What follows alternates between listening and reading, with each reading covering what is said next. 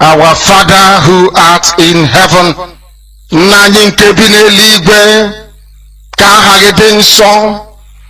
that your name may be hallowed by men, that we may bow at the mention of it, that we may offer every glory unto thee, that we may offer you every adoration and adulation, because there is none like thee. You fight our battles for us. Every blessed day you demonstrate through your kindness and your everlasting mercy that you are our Lord, our God, and our Creator.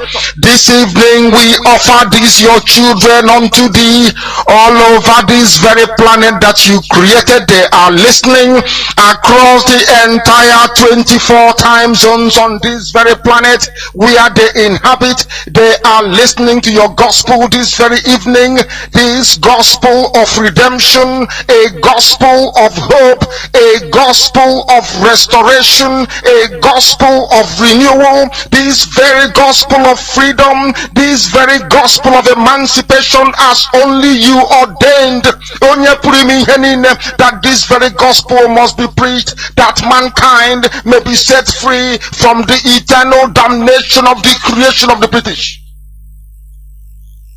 My goodness me, I want to remain in the spirit, because we must worship heaven. We answer your name, O Lord of hosts.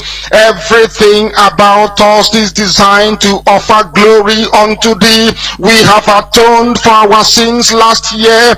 This very year we have not only atoned for our sins, we have spilled, we have shed blood, they have shed our blood. We have let our sacrifice be made unto thee. Even on the 30th of August, as we are being felled by the bullets of the enemy, by the workers of iniquity and of darkness, we remain very strong today to beckon upon thee, to ask you for your mercy and for your grace, to ensure that your kingdom is restored upon the face of the earth, that you can bring your healing hand to bear upon the life of those of them that you created for one singular purpose, and that purpose alone, which is to worship you in truth and in every honesty. Is there any way that we have erred? Is there any way that our ancestors may have sinned? We confess before a congregation of the whole of humanity to ask you, O Lord of hosts, to have mercy upon us. You must have mercy upon us. We have suffered enough. We have been subjugated enough. We have been tortured enough. We have been imprisoned enough. We did not do these people anything. Our only crime is to be born your children. Our only crime is to excel at everything that we place our hands into. Our only crime is to exhibit your glory and your blessing, which manifestedly is upon our lives every blessed day. That is why they want to kill us. That is why the British want to join those of them who don't know you, to destroy your creation and your inheritance. You will not allow shame to befall your name. You will not allow the enemies to triumph over the lives of your children, because you created us to exist, to worship, to honor, and to praise you. That is exactly what we are going to do when this Biafra comes. It will come in truth and in every honesty, because we remain every blessed day whiter than white and whiter than snow. Is there any way that we have sinned that you cannot forgive us our trespasses, to enable us to fulfill your own word which was spoken thousands of years ago, that instead of what you promised not to come to pass, that heaven and earth will cease to exist? You opened your mouth to bless mankind to the coming of Yahweh Yeshua, who came here and said, let your kingdom come on earth as it is in heaven. Those words can never be in vain, because they are anchored upon your holiness and your magnificence. That is why in the end we know that Biafra will come. that these children that we have given birth to all over the world, and their children, and their children, and their children, as long as they give birth to them and they are Biafrans, they will worship you in truth and honesty. Through this very work we are doing, mankind will come to understand you. Let your miracle be wrought in our lives. Let us witness and behold your magnificence, your holiness, your mystery, and your grace under our command. O Lord of hosts, we call upon you. We call upon you to heal. We call upon you to provide succor to those of them who are inconsolable. We ask you to come and strengthen those who are weak. We ask you to restore hope where there is hopelessness. We ask you for inclusion where there is destitution. We ask you for one brotherhood, one camaraderie, one bone, one blood, and one flesh of your children. The Efiks and the Bibios, the Izon, the Shekiri, the Isobos, and also those of them from Isoko. We are traveling all the way to the lands of Igala. We are moving on from there to Idoma, to Igede, to the territories of the Igbo land. All these places we dedicate unto thee. All these lands of yours, we ask you to cover it with your mercy. Because Biafra will come, and when it does, we will dance on the streets. I'm telling you, by the time that we are done, humanity will think that we are mad, we are drunk in your glory, and rightfully so, because your kingdom will come to rest upon this very earth. That very kingdom is the unadulterated, non-negotiable sovereignty of the Republic of Biafra, that your will may be fulfilled in our time. All this we pray, all this we ask for, in no other name apart from that name that belongs to you.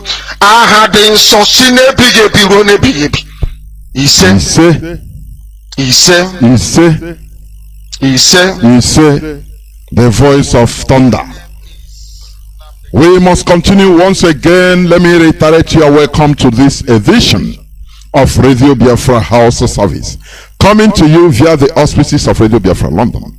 This is where we preach the gospel of emancipation, the gospel of liberty, freedom, enlightenment. That is what we preach here. What you hear here, you can never hear it in any mainstream media. It is impossible.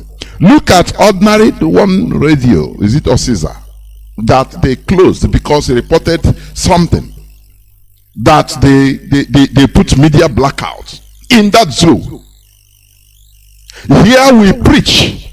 Let me tell you, do not trust mainstream media for your information, genuine information. I must be honest with you. Listen to Radio Biafra, so that you will be able to face the reality, because they have made us to be pursuing shadow for so long. They have deceived us, telling us that everything is okay, that things are okay, and that is why we are suffering. We have been on the wrong path, but Mazi Nnamdi Kanu came and opened our brains. He made us to think profoundly. Critical reasoning. That is the difference. That is what makes you to be a human being. Critical reasoning. The ability to reason. That is what differentiates us from other animals. Because only human beings are able to convert their language into technology, something that no other animals have been able to do. Do you understand? No matter how intelligent an ape, a primate, a chimpanzee is, it can never light matches to cook. It is impossible. When you train a chimpanzee, you train the chimpanzees and they were able to identify one. You say one and he will point one. And you give him food, he happy. You say two, he point to two. and you give him food, he's happy. That is the extent their intelligence could be. And we call them, that type of, they are very intelligent. Why? Because that is their standard. Do you understand? Here, I used to sound this alarm. History will remember us, that we have been saying it here, that black race should be updated, should be enlightened, so that they will not be left. They will not be left behind in order to continue rigmaroling in stupidity. The same way evolution made humans to develop out of ape, according to Charles Darwin's theory of evolution. And today, the chimpanzees are naked. They are wallowing in the forest, without thinking any other thing other than their feeding. Lo and behold, advanced animals, the Homo sapiens, continued evolving. Let us be careful not to be left behind by the concussions, so that in the next maybe 500, 10,000, 20,000, 1 million years, black people will be left behind in their own world of only scavenging for food. The time is now for us to be updated, for us to be enlightened. What the Europeans underwent in 16th, 15th, 16th, 17th century, enlightenment, the era of awakening. I am happy that it is happening in Africa. I am very happy for that. Because when you listen to news everywhere, people are starting to be aware of the deception of the Europeans. Let me tell you, in Congo, I think today I was watching on social media, they were protesting against Christianity. Do you understand me? In Congo, that was in Africa. After Nigeria, the second religious country is Congo. They were protesting, burning even Bibles, protesting, telling Europeans, take back what you give to us. That is rubbish you give to us. Do you understand? We are unapologetic. We need to go back to who we are. That is why I dedicated Saturdays for the foreseeable future to discussions on religious matters. We are not apologetic to anybody, because when they brainwashed us, when they damaged our brains, they didn't apologize. Do you know that today Pope John Paul was apologizing to the indigenous people of Canada? Ongoing, the news is ongoing. On what church, the role of church in dehumanizing the indigenous people, slaughtering the indigenous people. Do you know that? What you are defending, do you know that? What you are defending. Sometimes I don't know whether to shout so that the words will pierce into your skull. Do you know that? Listen to the news. Pope John Paul went to Canada. Do you understand? Even he went to Canada and started openly apologizing for the role the Europeans, the Christianity they brought to Canada played in massacring their people, the indigenous population. Do you understand? Killing children. It is highly pathetic that people will still come and start defending what they are being shoved down their throats under conquest. The same way the Fulani is trying to do their own today, in our own time, where we never even, we are trying to remove ourselves from the one the Europeans brought to us. Now the Fulani is trying to put their own, because of some useless, selfish, evil people, because of some useless individuals that thinks about themselves, only themselves and nothing more. They don't know about their food. They don't think about the future generations. Today Pope John Paul openly apologized, and this led me, I went and Googled, I said, what did the Catholic Church did to the indigenous people, and I found out the things, the horrible things they did, helping enslavement. And today people are saying, oh, it is a religion of peace, forgive if they slap you. Yeah, and I say you are stupid because you're ignorant of history. That is, well, I am not apologetic here, please. You can call me to give another view, there's no problem. But because watch, even in the mainstream media, is everywhere. What is the name? Pope Francis. He is apologizing. Currently in Canada, Alberta. He is currently apologizing, heavily crying what the real church played. But let me ask, this apology, I know it's a good thing, it's a big step anyway, it's a courageous step. Will Islam come and apologize what they did? Because those people, they don't even know.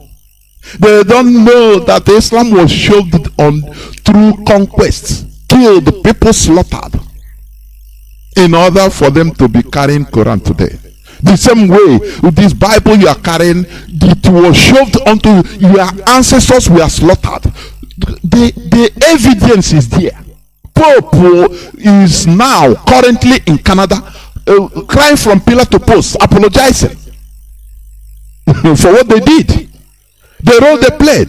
The Catholic Church during the age of discovery inaugurated a major effort to spread Christianity in the new world and to convert the indigenous peoples of the Americas and other indigenous people by any means necessary. Do you know what it means, any means necessary? They rape women. They slaughter them in the most horrible way, calling them savages, converting them in every means necessary, and they call it evangelism. The evangelical effort was a major part of and a justification for the military conquest of European powers such as Portugal, Spain, and France.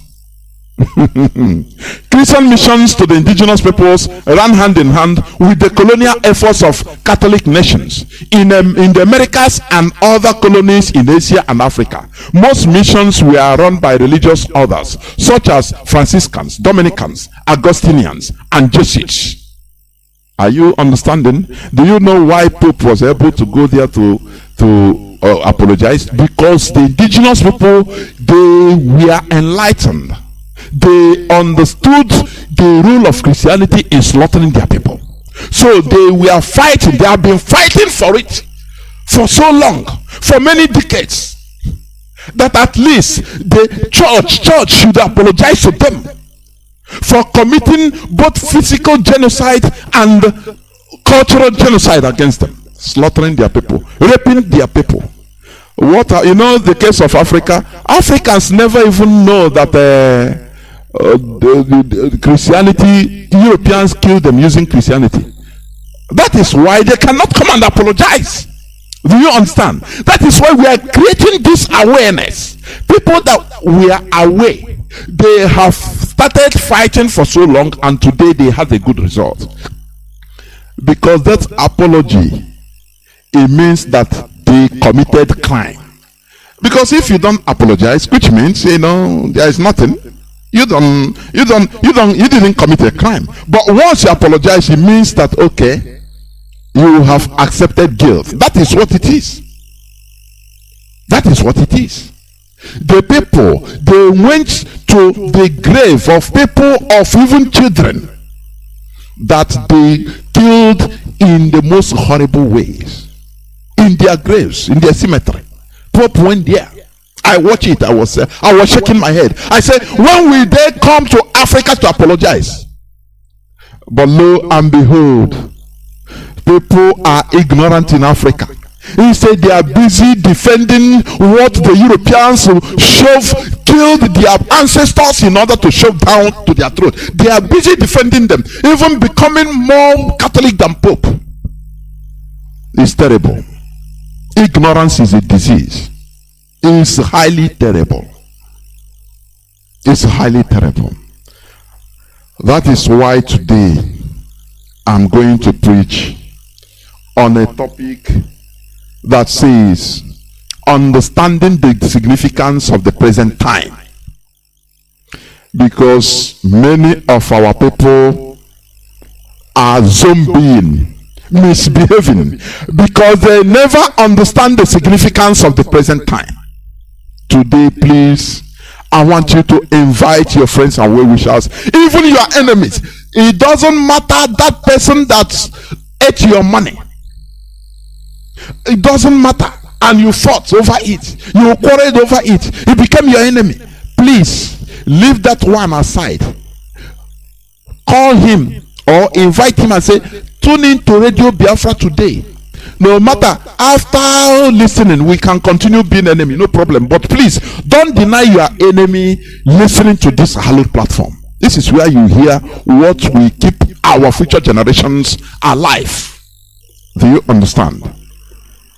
Therefore, before I continue, do not forget that today is the 26th day of July in the year of our Lord 2022, being Tuesday, a day people should come out in order to protest. You have your rights. Listen, sometimes I say, do you see how the Fulani that we are in North Panther, when their cows the other day was massacred, and rightly so, because they are heady. We told them, our Biafran religion forbids cows to be roaming the streets and bushes of our land. It's a Biafran religion. Tell them like that. I put it on my timeline. Our religion, Biafra religion, it forbids, is a blasphemy, is anathema, is against our Chukwukike Abiam to allow cows, Fulani cows, rigmaroling in our forests and our streets. Do you know why? The same way the God of the Fulani, the religion of the Fulani, never allowed them to leave any person selling beer or alcoholic beverages in the Sharia laws. That is it. Is there anything? Why will you impose your own thing on me, whereas you maintain your own thing? You know, I don't know. Sometimes I say our so-called politicians, they are not reasonable. I'm telling you. Otherwise, this is simple. Our Biafra religion, we have a religion in our land, and it is anathema. It is against our religion for cows to roam around in our bushes and in our streets, roads and bushes. So it is not us, it's our religion that do it. So there is nothing we can do. If we see it, we kill, we slaughter. That is it. Because they are busy destroying our means of livelihood in the Sharia laws. When you ask them, they say no, it is the Hizbah police, it is Allah law, the law of their Allah. So it's only them that can have Allah, we don't have. It's only them that can have Allah that they defend. Their religion they defend, and we cannot defend our religion. Is that what you're telling me? That this answer squares everything. There is no comment again. Why are you slaughtering our cows? Because our religion forbids it. Finish. The same way your religion forbids selling or dealing with alcoholic beverages. You know, when they are destroying our means of livelihood, millions of bottles and cartons of alcoholic beverages in the north, do you know what they shout? Allah Akbar, Allah Akbar. And they bring a caterpillar to be marching and destroying everything. Allah Akbar. They forgot that it is people's sweat. Igbo people sweat. Christians sweat. No, they are happy. But when we come to implement our own religion, they become offended and say, no, we shouldn't. Do you see a country that we should not stay in that country? Do you understand? It's logical. It's something logical. There is no two ways about it. Any person that is telling you, why are they slaughtering Fulani cows in our land? Tell them, our religion forbade it. Finish. The same way your religion forbade for in Kanu, you cannot sell. If you see me selling alcohol, you destroy it and find me. Even you can kill me. You understand? So everything's queers. That's it. That's it. No too much argument. No. Because you shouldn't be there arguing. Oh, your religion forbids alcohol. In one country, we have the same right. We should have the same right to do things. Okay. In our own land, our religion forbids we are cow. That's it. So if we see we are cow, it makes us our own God, our own Chukwokike will be annoyed if we don't kill it. That's it. That is why we are slaughtering it. It becomes sacrificial lamb. The same way you are destroying our alcoholic beverages, which we can also use in order to drink and be high and consult our own and be merry. You understand? Now, equation balanced. That's it. Do me, I do you. Finish. So, for your information, people should come out in order to protest. It is your right. After all, the other day, the Fulanis came out, even they lighted bonfire in the middle of the road. They blocked our road in our own land. In our own land. Something that you can never try in any part of the Sharia North. The whole people will come out and slaughter you. And you are telling me that we should continue in the country like that? As slaves? Is that what you are telling me? They blocked. I saw it is everywhere on Facebook. They blocked our roads in Okigwe, the main road, highway. No, putting people in difficulty, and they are calling it is peaceful protest. Lighting bonfire in the middle of the road, and the police and the military were protecting them. You see it in our own land. Something that you can never try in their land. How many times, how many decades have they been destroying our hard-earned money, goods, properties, and they laugh over it? They kill us in the north. No person will talk, and things will go like that. They laugh over it. They will just balance them money, and they will keep quiet and say, anyway, for the sake of one Nigeria, accept being slaughtered. The time has changed. We have waited for these so-called useless old men we call elders in order to continue protecting us, but they failed woefully. Therefore, that is why we are doing it in our own way. It doesn't matter the mistakes. It is not like this. Why are you doing it right? Why haven't you gotten it right from 1960 now? Therefore, leave us. It is no more. We are suicidal. We make mistake. We correct ourselves from it. We continue. That is it. There is no more. These people. We take our future by on our own hands. We have waited enough for these useless, idiotic, elderly people. Can I call the old men and women that always tell us that what they see is sitting down, that we didn't see standing up, climbing Iroko tree.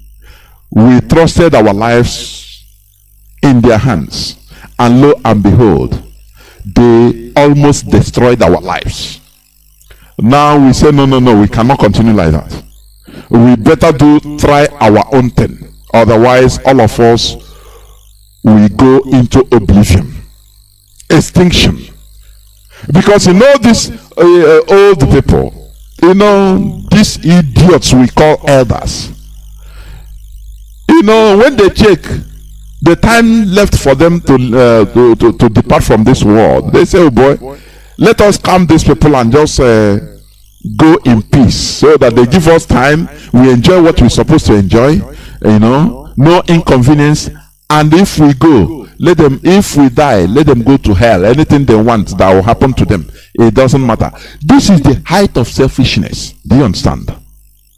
Let me go direct on reading some news headlines before I go into the main topic of the day.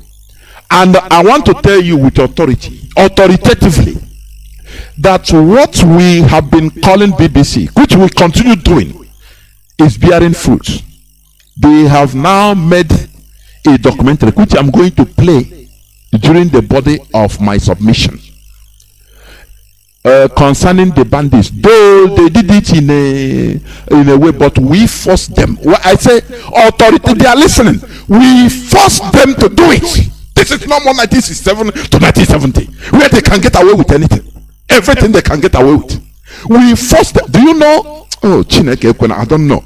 Do you know the power we have as people, as our population? We are, because of ignorance, we are perishing.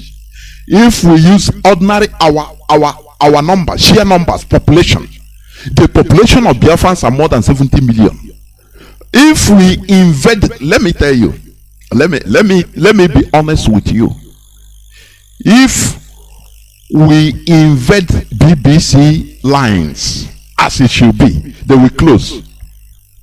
Do you understand? With our population, at least every day 2 million people call. Do you know what it means? How many calls per second? They will continue interrupting their programs. We call their TV while on air. We write, send them email. They continue saying the same thing. Chineke, we are perishing because of ignorance. Honestly, we don't know the power that is in our hands as a people. That is why we are suffering. Everybody is scavenging. That is the best thing that Mazi Nnamdi Kanu has done for us, organizing us into a formidable unit. Do you know what it means? And that is what the JUL government, the caliphate, Britain wants to, that is the advice Britain gives to them, to scatter us from inside. Polarization. As Mazi Austin have said during one of our broadcasts, what they want to do is polarization. To polarize us so that, when IPOB gives order, another useless person will come and give counter order. And now they will write, Sahara reporter will write and say, another group will say, don't do what IPOB say. Another offshoot of IPOB. That is that is a plan that they thought that is working. But lo and behold, we know all these things. Because the only weapon the oppressor fears is consistency, unity of purpose and consistency. Our leader said, we should be consistent in restoring Biafra. If you sleep in the night, they wake you 1 o'clock. What do you want? You say Biafra. By 4, what do you want? You rise up from sleep. Oh, Biafra. Anytime 247, the same request. You are consistent. Not today you are restoring Biafra. Tomorrow you go back and say, no, I'm obedient to, I beg, let us do it. That is, you are our oppressor will look us as jokers. Don't you understand that? Oh, ye ignoramus. Don't you understand that? That the weapon that the oppressor fears is consistency. That is why they want to polarize. And they will tell you that we are offshoot of IPOB, another offshoot of IPOB. IPOB is one family, one. Have you forgotten many years back when they came with a tripod? Oh, now is there's one Yoruba guy that resembles spaghetti. If I look at him in the social media, look at you throw him like you like anything. Now he come and say, today tripod IPOB now finally disintegrated into tripod, centripod, tripod, quadrupod. And thank God, one Biafran of, I think, Urobo came that day in order to educate him in the streets of Lagos. And he was surprised. That is the spirit of Biafra. Do you understand? Therefore, we must continue. Draw nearer to your listening devices. I will go through the news headlines, just few. And now I will continue preaching the gospel of liberation. That is what we preach here. Enlightenment. Please don't miss out. There is this news, this news about, let me start by it. Shetima and Tinubu organizing fake, what do you call them? Clergy, Christian bishops and pastors wearing their uododo. Do you know, I think about it, I say, these people, why are they thinking like this? Why were they able to think out something like this? And the answer I got, because I used to question my brain, why are they able to do this with impunity? Because they were able to get away with faking dead Buhari, and Nigerians were docilely watching on. No matter the cries of Aisha Buhari revealing things to Nigerians, and now they use it to do comedy. Now the people say, okay, if they can deceive Nigerians with impostors of dead Buhari, and the Nigerians will believe, be calling him president.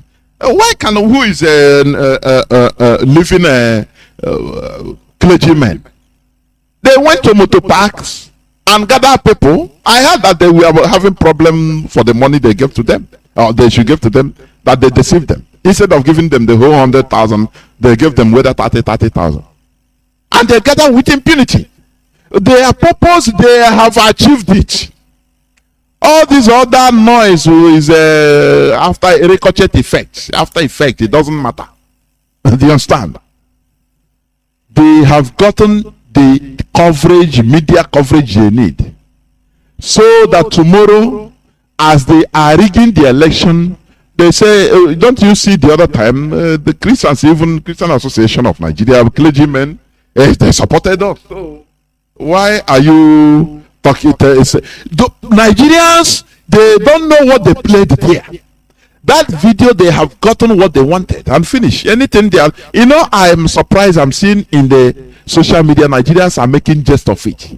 Something that people should rise up in order to invade Tinubu's, all these people, invade their offices, even burn it. Because if you try it with imams, fake imams, that is what they are going to do. Do you see why I try to, I don't want to say what I want to say, but this European religion, the way I'm seeing it now, if it's a human being, I will cut off his neck direct. Because it makes us look imbecilic. It makes us look like caricature. They always make caricature of us because of the type of imbecilic religion they impose on us. We became weak. As I said the other day, I saw one real clergy, a bishop, I think he was in Calabar. He was saying, no, what the Tinubu did, even they faked me, they call my name in their book and my telephone number. I'm surprised. And I'm here in Calabar, Cross River. I didn't even go to Abuja. Only God, my God, will judge all of you. I look at that man now, because that is how imbecilic all of them are. They want us to continue being like that. Do you understand? You leave God to judge. In this planet Earth, if you are waiting for God to judge your enemy, you are a disgrace. You are a disgrace. Do you understand? You are not a human being. You are a lower human. This world is where human being controls. Humans controls. What is controlling? Judgment is among it. If somebody does something, you judge him. That is why you have prisons. That is why you have a guillotine. That is why you have Saudi Arabia chopping off governments, chopping off people's head. That is why you have American government killing people with lethal injection and electric shock. It's a government. Don't you know that? The person that they are killing, he have confessed and asked for forgiveness for everything, but still they say yes, you are forgiven, but the law is like this, you have to be punished and he will be put to death. That's it. But when they come in this useless, I don't know. They make us weak. The sons and daughters of a Kumeku that are supposed to do me, I do you.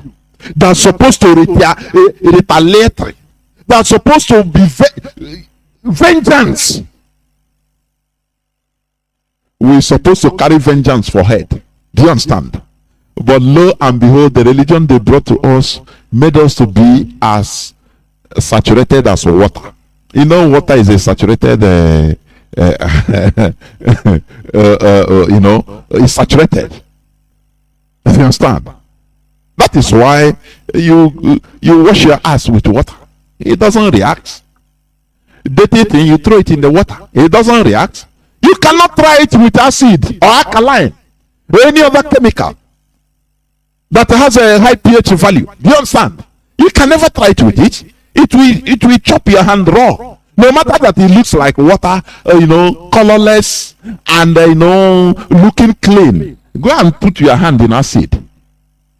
It will chop you raw. But this religion they brought, it made us to be as saturated as water. So that every dirty thing is to us we accept. They wash it on our head and we accept. God will judge them or leave. God will never judge them. If you cannot rise up to judge them, God will be looking at you as stupid, ignorant person.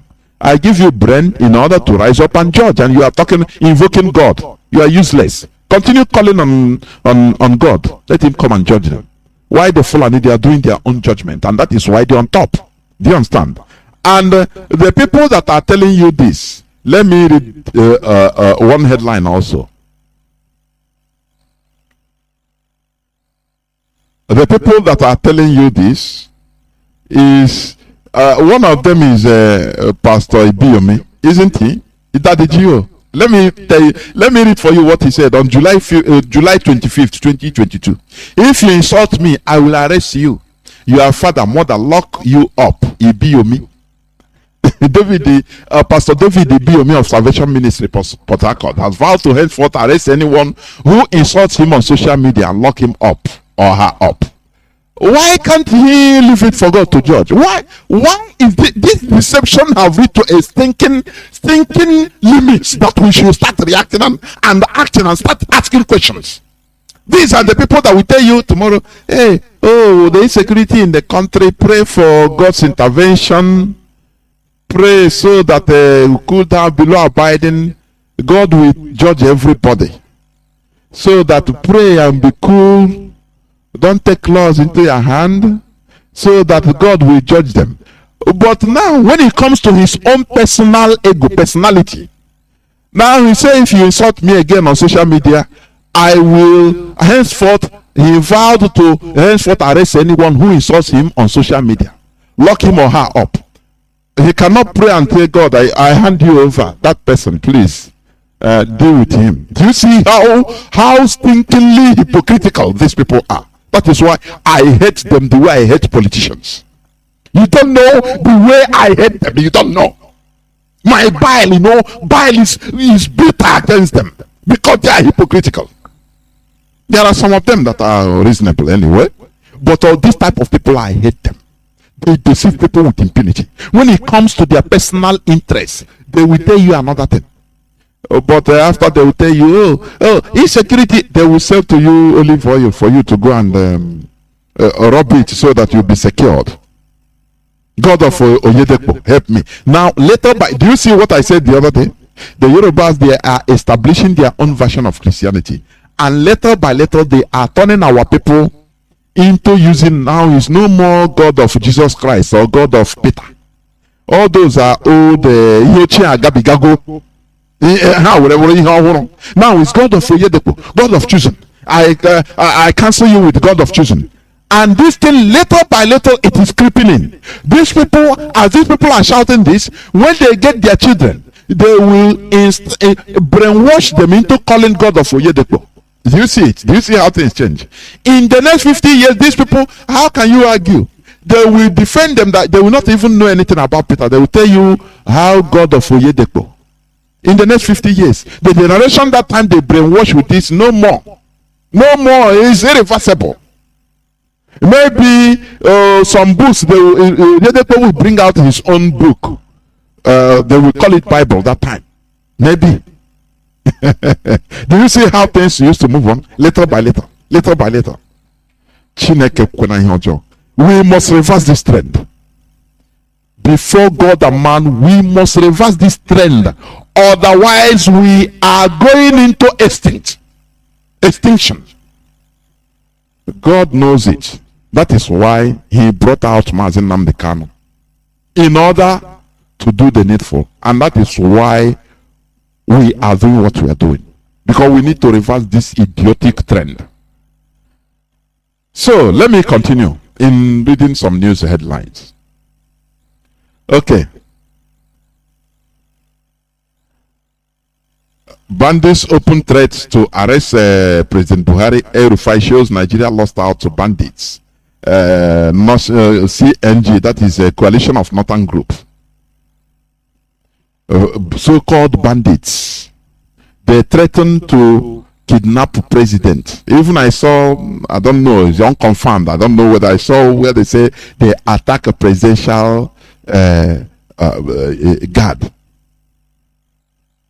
Presidential entourage. Killing, I don't know how many people they killed. I don't know how truthful it is. Bandits. They are not speaking to them in the language they understand. No. Do you see it?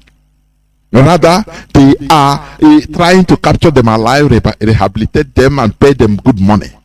In a country, the same country, we are unfortunate enough to find ourselves in. Do you see what is going on? And the borders, nobody is talking about the borders any longer. How are these people entering? How? Samuel Otom said that bandits, fighters from Afghanistan are being sponsored to attack Nigerians. Governor Otom laments, says there is no government in Nigeria. When our leader is saying this, people were not paying attention. He said that Aso Rock is empty. The person you are seeing there is not Buhari. Before God and man, personally, I am 150, more than 100% if there is anything like that. Sure. The person there is not Buhari. Let me tell you, had it been Buhari is still alive, no matter how wicked, no matter how things, he will at least have shame in order to curtail what his people are doing. But do you know, as he is no more around, any person, any impostor there is expendable. So, people in the shadows, it is now time for them. They are acting and putting it on the head of Buhari. Do you understand? That is what you are seeing that is playing on. They say it is that Allah have given them this opportunity. Thank God to Buhari have got. Otherwise, Buhari will be holding them down, say no, don't go. I will suffer it. My family will suffer it. Please. No. He will be able to curtail them, no matter what. But this time around, he is no more around. So the person there is expendable. The people they use as impostors, they are simple body doubles. They are expendable. So it's not him doing. He's just reading scripts. Anytime he's making statement, it's just what they give to him. He will talk. So the people that are acting are people in the shadows. You will not hold responsible tomorrow. Do you understand? That is why they tell you that, look, Abuja is surrounded. Now they give emergency holidays for children. I will come to that in the body of my message, please. In the body of my submission, I will come to that. To tell you that Boko Haram, the policy, the Boko Haram, you see, when you call Boko Haram, you know, all of us know what it means. Western education is evil. is Aram. Aram is sin in Arabic. Aram. It's Arabic language. So when they say Boko Haram, Western education is evil. That is what it means. That is why the Fulani, they don't go to Western education. Let me tell you. Many Fulani, they are interdicted from going to Western education. Or obtaining Western education. So, what Boko Haram is fighting for, they are systematically and tactically putting it in place. They'll tell you, the vacate, please, in Abuja. In the center of that zoo, not in a periphery, not in a border town. Abuja is the center. Boko Haram now say threaten ISIS, bandits, that they will be attacking school. Why? Because that is what Boko Haram have been fighting for. And that is the ideology of the Fulani Caliphate. They know that the people that are schooling mostly are Southerners, non-Fulanis. So why will you go to Western education? Why will you go to school? Now they are methodically putting in place officially what Boko Haram stands for, so that the disorganized schooling system, they have been doing it since how many months now? ASU strike. All this, they don't care about education. Do you see why we need to get out of that place? These people are bringing us back to the Stone Age. You don't understand. That is why today, as I'm praying, I'm going to preach about understanding the time we are in, understanding the significance of the present time. Because many of us don't understand. We are just eating. Oh, we go our business and make gain and come back and eat. The same way animals go and find food and scavenge and come and become happy. They reproduce. If they eat belly food, they reproduce in the bush, sleep with each other, and happy shit catch them. They go and shit and come back. If they are hungry, they start scavenging. You don't know the significance of the time you are in. We're in a perilous time. Do you understand? That is why when I see people that are misbehaving in this hallowed platform, looking for money, I say, look, why are you talking about looking for money for personal aggrandizement? Why? What we are doing is to save our people, our race, our future. That is what we are doing. Please, let us be serious. Let us double our efforts in what we are doing. That is it. Governor Tom, he is a governor. He said that fighters from Afghanistan are being sponsored to attack Nigerians. Before it was said, it was confirmed by El-Rufai that foreigners are killing Nigerians, by even the late Buhari himself. Have you forgotten? A governor has many intelligence at his table. When he said this, you don't overlook it. The same way T.Y. Danjuma warned many years back that they collude. Have you forgotten when they do free visa, from Sudan to Nigeria? Don't you see things are you not adding things up? Jihadists were coming from everywhere. Now they facilitate it by not putting on visa. So that you come in, visa on arrival, once you come in with any passport, they stamp you in. Because that is what they want. Nobody questions them. They are in charge of the airport. They are in charge of the seaports. Who is the Comptroller General of the Papa Wharf, of Kanu Wharf? All are Fulani. Why? Because that is where they are bringing all their things. Do you see it? Who is in charge of the borders? All are Fulani. That is where they admit bringing their people in order to come and help them take over your land for them. Do you see? But you are moving around like zombie. You don't even know what time is. You don't know what's up. You don't know what time is it. You don't know. All that matters for you is your stomach. You don't know that we are in a very big predicament, perilous time we are in. That is why we poke your thinking faculty in order to start thinking, reasoning beyond your stomach, reasoning beyond your immediate need. Your immediate me, give me. Do you understand? When I see people When for example, people that embezzle money for putting radio in our land, I look at them and say, God, these are the most ignorant set of animals I've ever seen, because you don't know what you're doing. What you're doing is the same thing people did to Ojukwu when they gave some people money. Do you understand? When they gave some people money to go and buy weapons in America, they carry the money and run away.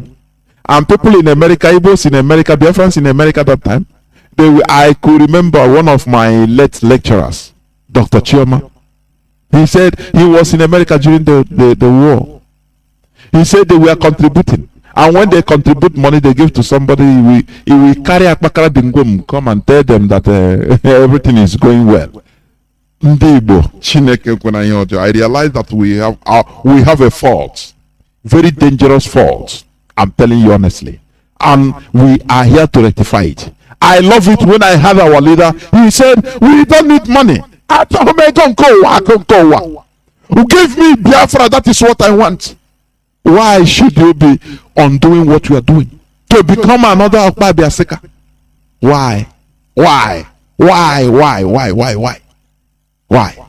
Only for you to have what you will eat now, build a house now. After how many years you just die, and the suffering you put into future generations will continue haunting people. People will be suffering for your greed. The same way we are suffering for the greed of Azikiwe today. Don't you see that? We must continue. So please, let us do the right thing and continue doing the right thing. I will go straight to the topic of my submission today, which, as I say, it is understanding the significance of the present time. Because many of us don't understand the time we are in. A very precarious time, perilous time indeed we are in. But many of us are seeing it without understanding, without knowing or understanding. Sometimes you can know the time, but you cannot understand. Time plays a very significant role in our life. Time is the most valuable resource because you cannot take it back. The understanding of the significance of what is happening at a given time makes us reason critically, make positive decisions, and work hard to change and or better the things we can. If you fail to do something you should do at a particular time, you and all your future generations shall suffer the ugly consequences. That is the reality of life. Sometimes we cry. Oh, we cry. What is happening? I see even me being frustrated. Oh, we are suffering. Why are we suffering like this? Why this and that? Asking questions. But I am telling you today, we are suffering the consequences of lack of understanding of the time before, people before us. People like Azikiwe, they didn't understand the significance of that particular time. Now we are suffering the ugly consequences. It is natural. Do you understand? We should understand that there are 3 stages of time: the past, the present, and the future. But the only time we actually have is the present. I don't know whether people understand what I'm saying. There are 3 stages of time: the past, the present, and the future. We have only the present. That is the only time we have, the present time. It is in this present time that we could be able to make changes favorable to us or for us and our future generations. Because once that time passes, you can't do nothing. Do you know that if we can be able to reverse, go back to time? You know, there is this film, they have time machine. If we have power to turn back 1955 and bring back Zikiwe, let me tell you, and all of us will have power to go back there, we would have changed many things. We would have, directed Zikiwe to change something because we have entered the future and come back. But lo and behold, it is impossible. Once the time is past, it's past. Do you understand? Once that time is past, you can never recover it again. As I'm speaking, time is ticking. That time, that second that has passed, it can never come back. Do you understand? That is why I say we should understand that there are 3 stages of time: the past, the present, and the future. But the only time we actually have is the present. It is in this present time that we could be able to make changes favorable for us and our future generations. The true significance of time could be understood mostly by enlightened minds. Today, Nigerians don't understand the significance of the time we are in. They fail to understand that this is not the time to go for the so-called elections. This is because elections in Nigeria doesn't and cannot change the very present ugly situation. Nigerians should understand that this is a time that calls for direct revolutions. It happened in Sri Lanka, and many houses of their politicians were destroyed and burnt. Do you understand that? They don't tell you all this in the Nigerian mainstream media. But let me tell you, Sri Lankan protesters burned politicians' homes as country plunges into chaos. That is how things go. You know, every time they will tell you, no, you hoodlum, don't be hoodlum, don't bring chaos in the country. No, without going through difficult time, through chaos, you cannot come out strong. I'm telling you honestly. You either continue in your zombie character and being a slave, or being slaves, a peaceful slaves. If you understand me, let me read for you part of what happened in Sri Lanka, in Colombo. This is a news of May 11. May. Protesters in Sri Lanka have burned down homes belonging to 38 politicians. 38 politicians. As the crisis hit, country plunged further into chaos, with the government ordering troops to shoot outside. That was even before the prime minister's house. Their Asorok was invaded by the population. They burnt down their politicians' houses, their mansions, because they are the people responsible, because they are the demons that you are seeing. Stop going to these useless churches and praying against demons. They are pushing you, throwing you to pursue shadows. Don't you understand that? Do you understand? The demons you are seeing, as I played Fadol a clip. You know that clip, the powers to be, they have ordered him to remove that clip, and he removed it from his mainstream platform. But thank God, Biafrans, you know, I trust Biafrans. Some Biafrans recorded it, and once I called for it, they sent it to me. They record, so you cannot. What is done is done. The demons you are seeing are the politicians, those that you are going supporting. Oh, Tinubu, oh, Shetima, Atiku, oh, Obituary, oh, Kwankwaso. These are the cause of your problems. You should be dealing with them, doing what Sri Lankans did to their own politicians. Do you understand?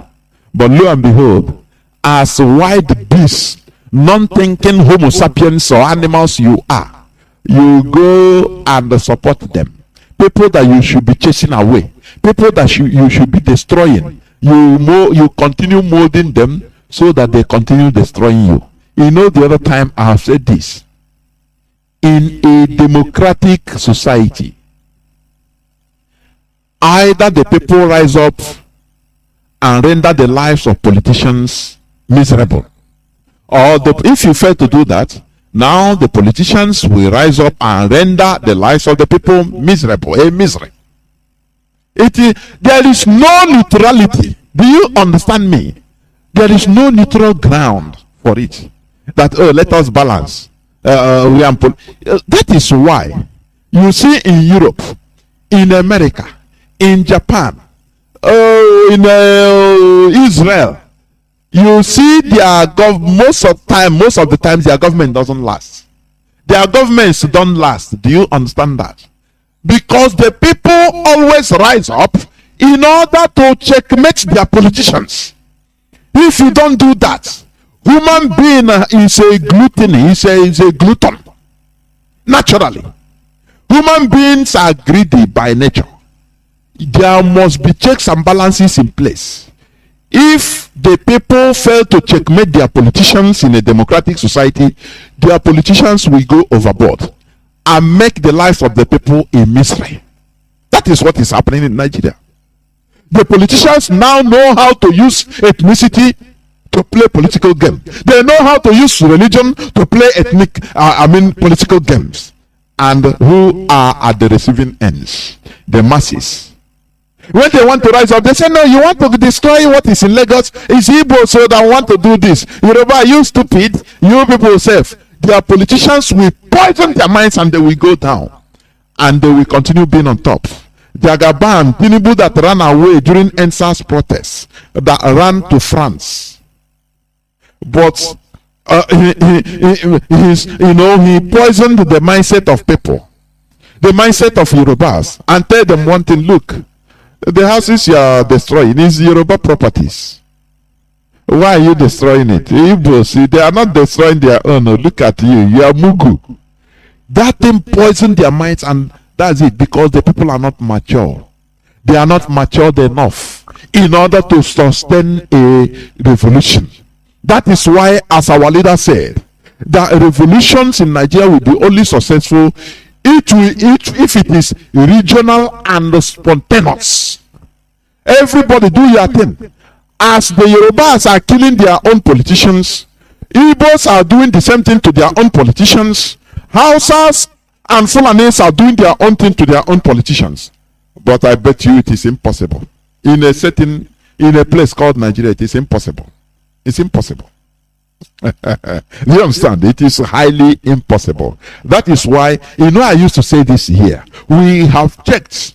Our leader considered 360 degrees to check whether there is a leeway to still make to at least, if something remains, even if it's 1%, at least we can say, okay, let us manage and see, and improve through that 1% to see whether we can change something in Nigeria.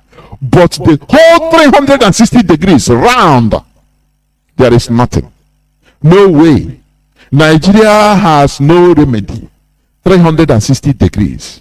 That is why the best thing is balkanization.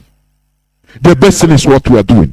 Everybody to your attention, oh Israel. Now you go and develop as you can, according to your paces, because in Nigeria is pulling us Biafrans down.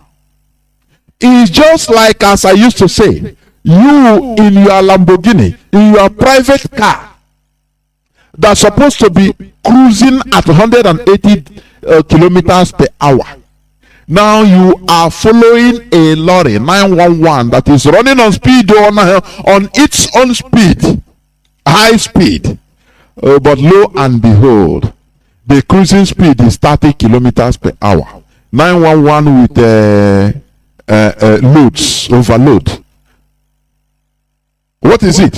For the 911, no, it's going 30 kilometers, 40 kilometers. Oh, it's running too much, because the standard is its own standard. But you that is carrying your private car, that is in a hurry to reach your destination, but you are blocked by this 911 in a narrow road, you are obliged to follow, going on 40 kilometers per hour. It is a very big nuisance for you, because your car is not meant to be running at cruising speed of 40 kilometers per hour. It is meant to be running 180, 160, 180, and the road is autobahn. Is that go at any speed you can. So your car can even go to 200, but you just cruise at 180. But lo and behold, this 911 is blocking your road. But for the 911, look at the driver, is happy that the car is running even at that speed of 40 kilometers per hour. Do you see what Nigeria is doing to us? Do you see it? Nigeria is a very big load on our body. Nigeria is a very big load on us. That is why in Nigeria we are nothing. We are not good enough. In Nigeria we are not good enough. But once you are outside now, you start shining in your profession. You become the best. Don't you think about that? In Nigeria they call us traders. Igbos are traders. Go and buy and sell. Go and fight with engine block so that you continue answering sasa. When you see a caliphate agent as a military coming to buy, hey, sir, what do you want? Is engine block with a shock absorber. Okay, I will cancel it. He say, tell you Boma, you love money. I beg. And you laugh that kind bitter laugh because you want to make your ends living. You want to make ends meet. No, you want to make your living. You have to enjoy it. Somebody that is not even worthy of being your guard in a normal society, he will talk to you anyhow. And you'll be serving. Go and bring an awari. Go with engine block or ganka manka on a Japan come green. A useless, filthy person will be commanding you around. You people, you traders, you are idiots. You people, anyway, we are idiots, so we only sell. We are bloody civilians. Do you see where they have placed us? And you think that is funny? Do you see where they have placed us? And you think that it is funny? No, it is not. Let me continue reading a bit. They have police in the island nation on Tuesday said in addition to the destroyed homes, 75 other homes have been damaged as angry Sri Lankans continue to defy a nationwide curfew to protest against what they say is a government's mishandling of the country's worst economic crisis since 1948. Do you see the reason why if you go to Sri Lanka, you see many of our people there? Because the people are checkmating. They know what's up. They know how to hold their governments accountable, their politicians accountable. Not being bribed by 1,000 naira and 1 cup of rice. And you are shouting, oh, be chari, oh, be git and that. Oh, now you will go follow. Buhari Kaige Akanchawa. You see, okay, people that are supposed to know. Exhibiting their shame. Akanchawa. Hey, Akanchawa. You see them. Sri Lankans are not like that. That is why you go there, you see our people there. You see so-called Nigerians scavenging there. Because these are the people that they have the heart to hold their politicians accountable. It doesn't matter, they put curfew for them. They say no. They went from house to house of politicians destroying them. As one man, they didn't say no. Forget this is Udu. This is what this tribe. Why are you destroying it? It's not your tribe. They didn't say, they didn't think like that because they know that all of them are suffering. That is what's supposed to be happening in Nigeria. But because people don't know the significance of the present time, they believe that their stomach is all and all. Give them food. And give them 1 cup of rice. I was thinking, I've gotten my own national cake. Your own national cake, 1 cup of rice, you will boil and cook and eat, and within 3 hours, you will go to toilet. You ask yourself, what is the difference between you behaving like that with a monkey? Monkey, you call him, you can lure him with a banana. He will come and take. If you want, you poison the banana and give to him. He will eat and die. What is the difference between you and dog? That only what he cares for is his food, nothing more. He doesn't have the mindset of tomorrow, of development, of technology, of any other thing. What matters for him is what he's going to put inside his belly. What is the difference between you and them? Sri Lankans are not like you. They burnt 38 politicians' houses down, because they understand that these are the demons. But in your own, they will tell you in mosque that, oh, leave Allah brought them to you. You see, they can give you 1 cup of coffee in the morning. You see how they are good? Their imam will preach to you, Homo sapiens, monkeys and baboons, preach to you in order to leave them. Allah is Allah that brought them to suffer you. You are in the same world with them. Why are Peter Nasir El-Rufai's children? Why are they studying abroad? Why? Why are they not? Why don't you ask? Why are they not going doing Al-Majri with you, begging from one filthy place to another with you? Why? But their imam, your imam will tell you every Friday that, oh, it is Allah that brought them. So give them respect, support them. They are Muslims. Tell the imam, go to hell with your preaching. You understand? Go to hell with your preaching. These are the demons you're seeing.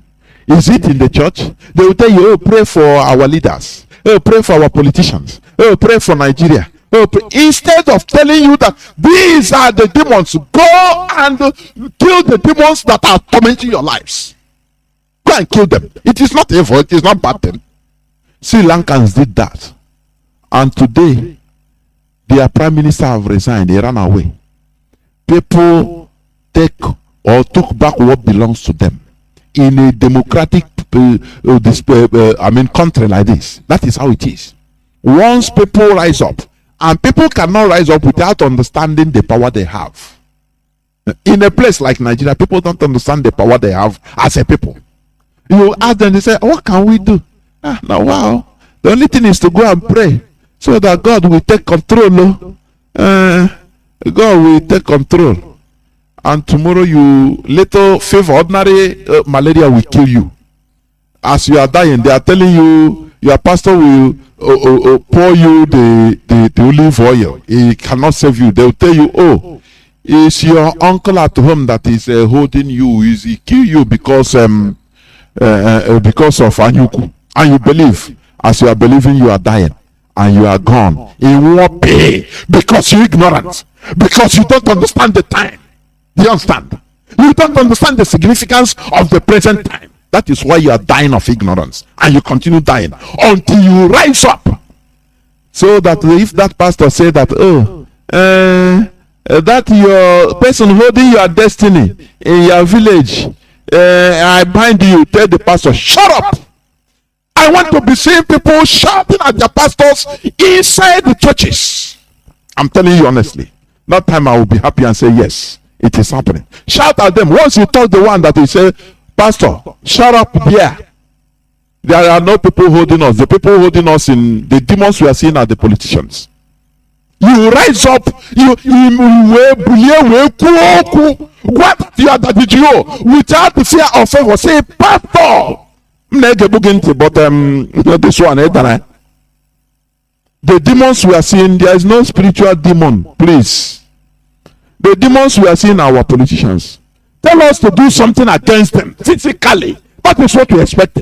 Not telling us every time, Satan this, your blessing will come from up. It will come from down. It will this and that. Any person holding your destiny die by fire. And have they died? You better go out and do what Sri Lankans did. Instead of falling prey always. You understand? Today you need to understand the significance of the present time. It is time to understand that the Nigerian government is bent on the complete colonization of every indigenous people. We consider Boko Haram terrorists as government boys. I've read this news and I will read it again. As our superior said that our duty is to catch, not to harm them. Nigerian soldier in Northeast cries out. Let me read it. For you, I'm pointing all these things out for you to understand the significance of the time we are in, the present time. Do you understand? Now, let me read. This is a news of July 22nd, 2022.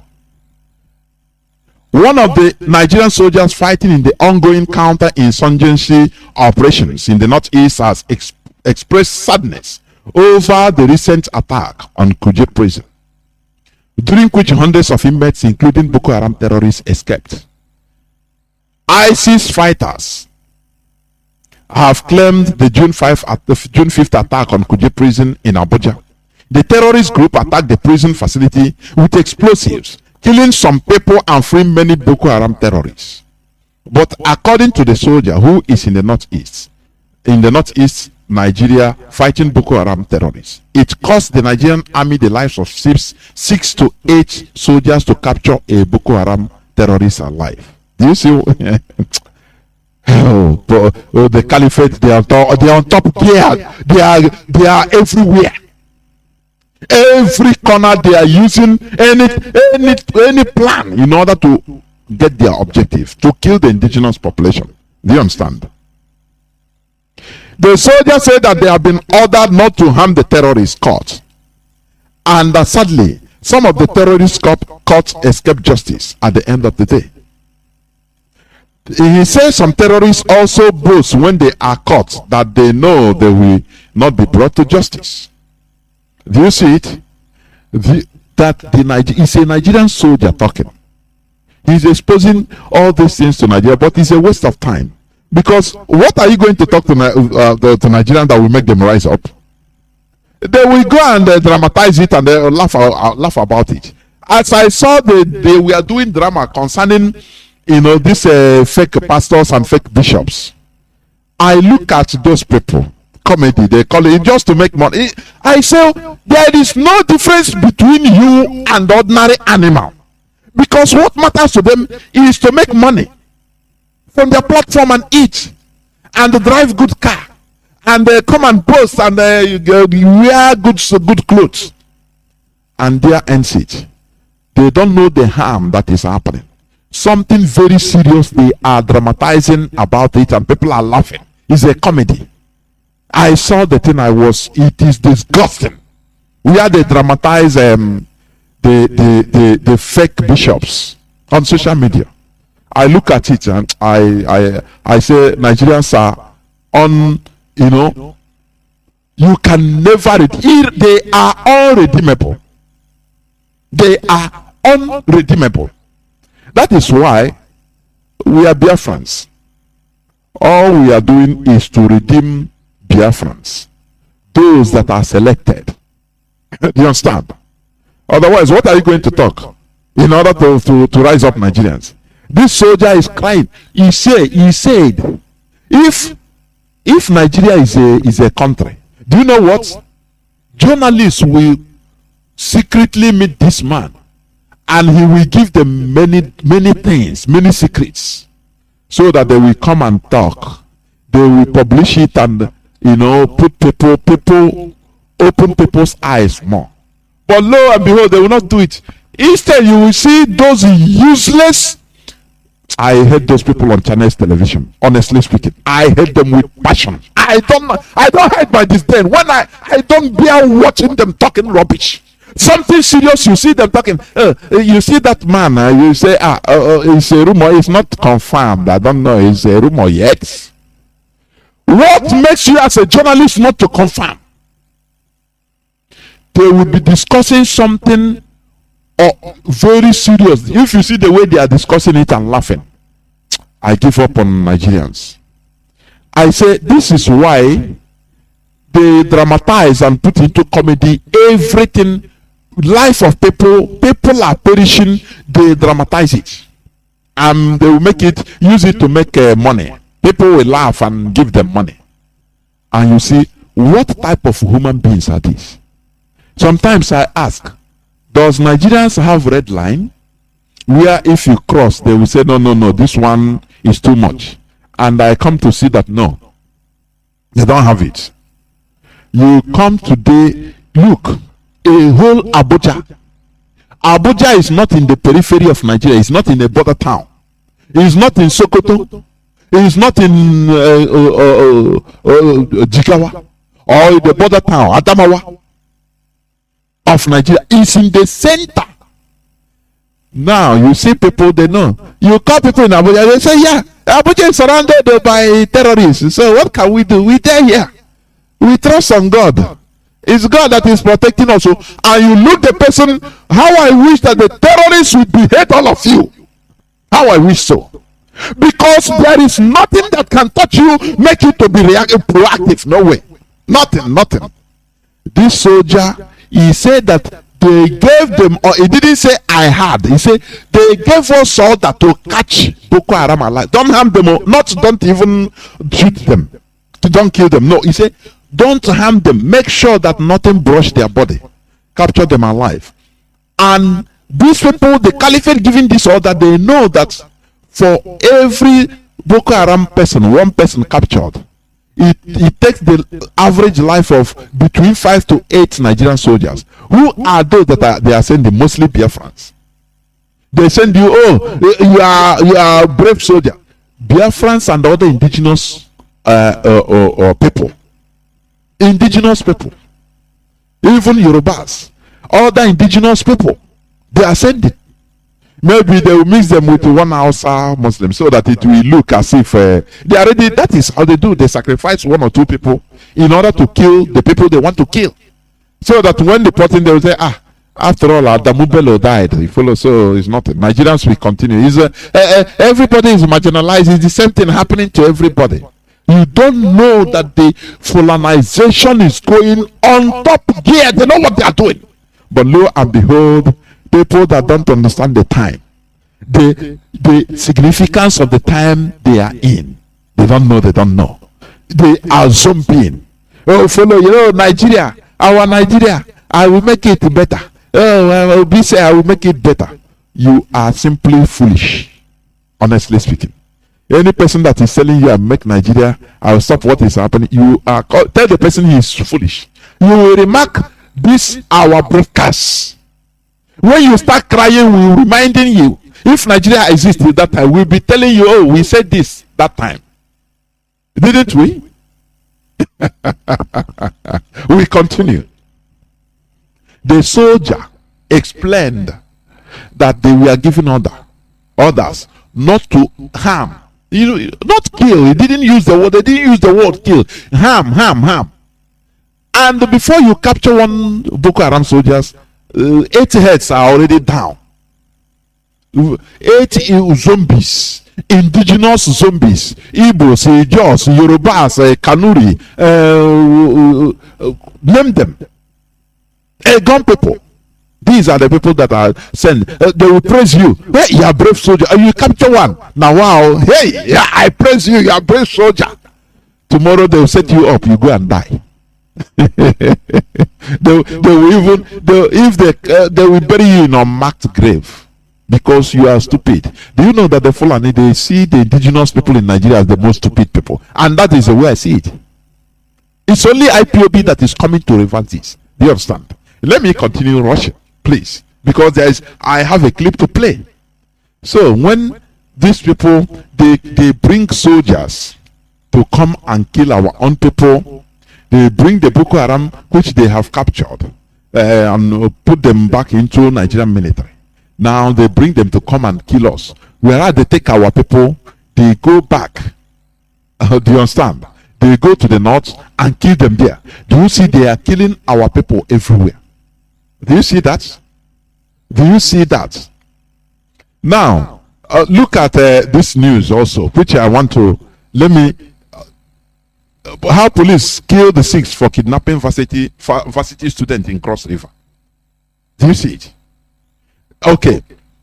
When you read it, the way they describe, a crack team of highly trained police officers from the Cross River State Police Command have neutralized no fewer than 6 notorious kidnappers behind the abduction of a student of Atos Jarvis University in Akwabuyo local government area of the state. I am not condoning kidnapping, no. But when you look into this news, you will see many things. There might be lies, because in our land they will kill people like they killed 14 of us, 14 of our people. The other day in our mama, what did Hope Uzodinma say? He came and said that they are kidnappers, they are hoodlums. That it is DSS, and DSS said that and we at crossfire we exchange fire with them. That is how we exchange fire with them, and after we are able to overrun them. Thank God we have witnesses. As Mazi said earlier, What prevents Hope Uzodinma to come and say, oh, we are mistaken? It's a very deadly mistake. When, it is because of our intelligence, we get wrong intelligence. Please, we make sure to investigate and we compensate. We understand. That is how a responsible government does. American government used to do it. When they mistakenly killed people in Afghanistan, they'll come out and say, no, it is a mistake. It's a mistake. We bombed people, but we will pay. Please, it's a wrong intelligence. A whole world's power. But look at Orangutan, because they are in government, they are in power. Look at Orangutan. When you look at Hope Uzodinma, if I'm watching him, I'm seeing a primate. Rhesus monkey I'm seeing in him. I'm telling you. It is DSS. So that you cannot, you are power, you go and hold DSS responsible now, because DSS is from the caliphate. Do you see how they do? And now DSS will fake one person, come out on social media. Oh, who are you? I am one of them. I am girl. I carry them. Nigeria is a rotten place, for goodness sake. It shouldn't be a country. It should be destroyed. I'm telling you honestly. What they do, they think that they will continue subjugating the people, subjugating us, doing things with impunity against us. But the time is ticking. I am telling you honestly. Now they say a crack team of highly trained police officers in Cross River. When you read it, they will say, we exchange fire. After you will see that reality, those people that they killed, that they are innocent. Why couldn't this highly trained crack team go to Zamfara? Why? In order to kill the bandits. Why they couldn't send them to Zamfara? Why can't Nigerians ask questions? Instead, you start clapping. A crack team, they have killed the kidnappers. Who tell you? It's only in our land they only they kill. But in Zamfara, nowhere. They don't kill. That Alero, is it Alero? I don't know what his name. That's a chief of Fulani terrorists, which they crowned a cycle. Later they started telling you, oh no, they cannot. They put 5 million bounty on his head. Somebody that was interviewed with BBC. I will play the clip for you to understand what the pranks they are playing in Nigeria. Do you know why they are playing it? Because they feel that all of us are stupid. That is why they are doing what they are doing. In Sri Lanka, they cannot do it. That is why Sri Lankans, they rose up and burnt the houses of their politicians and chased them into oblivion. All of them ran away, including the prime minister. Do you see that? Do you see the difference? Do you see why? Go to embassies in Nigeria, all are filled up with people that want to run away because you are stupid, because you don't think.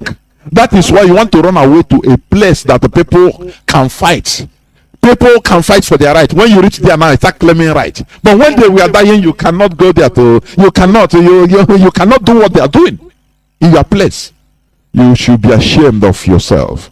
IPOB is here in order to touch the conscience, in order to touch that part of the brain that you think you don't need. That is where we are hitting, so that you will rise up and do something.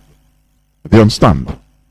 A crack team of highly trained policemen in Cross River. When they will shoot, they will kill innocent people. They will come and they will crack a team and we exchange fire. But they cannot go to track those bandits in the north. No, they will not go. Nigeria is a comedy. I'm telling you. That is why comedy is moving market there, because Nigeria is a comedy. That is it. Okay.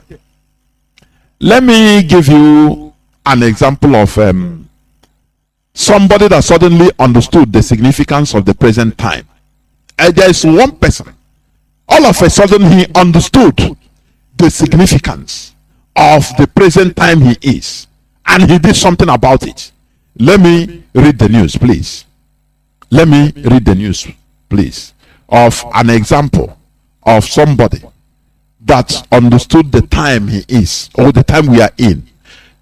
Nigerian police inspector tenders resignation over alleged killing of IPOB members by Fulani terrorists and persecution of Nnamdi Kanu. This is a news headline, a news of 24th July, 2 days back, 2022. It's all over the social media. Let me read a bit. Because we need to promote goodness. Do you understand? We need to promote goodness. This person, he suddenly understood the significance of the present time we are in, and he did something about it. And I praise him, and we should look for him, I'm telling you, in order to reintegrate him before they kill him. We need to protect this man because he did something great. You know, Nigerians, we don't know how to promote heroes, real heroes. All that Nigerians promote. I'm not saying we are not Nigerians anyway, we are Biafrans. But Nigerians, they don't do that. They don't know how to promote real heroes. People they promote are politicians. Demons that are sucking their blood is people they promote. Simple heroes, they don't know. Do you remember one time in France when one illegal immigrant from Mali, he climbed, I don't know, a skyscraper like a monkey. I climbed it in order to save a baby that was hanging on a balcony. People were down, crying, shouting, and this boy ran and started climbing, and he climbed, and whether it's 8th floor, I don't know, I've forgotten, either 6th or 8th floor, and saved that baby. Immediately, Macron met him. And lo and behold, he is an illegal immigrant that walked from Mali, Sahara Desert to France, and swam Mediterranean to reach France. Macron immediately gave him French nationality, French passport, direct, under executive order, and put him into fire service, direct, with very good salary. These are the people that promotes goodness. They know how to honor heroes. In our own, they will tell you, boy, if you die, no person will remember you. I beg.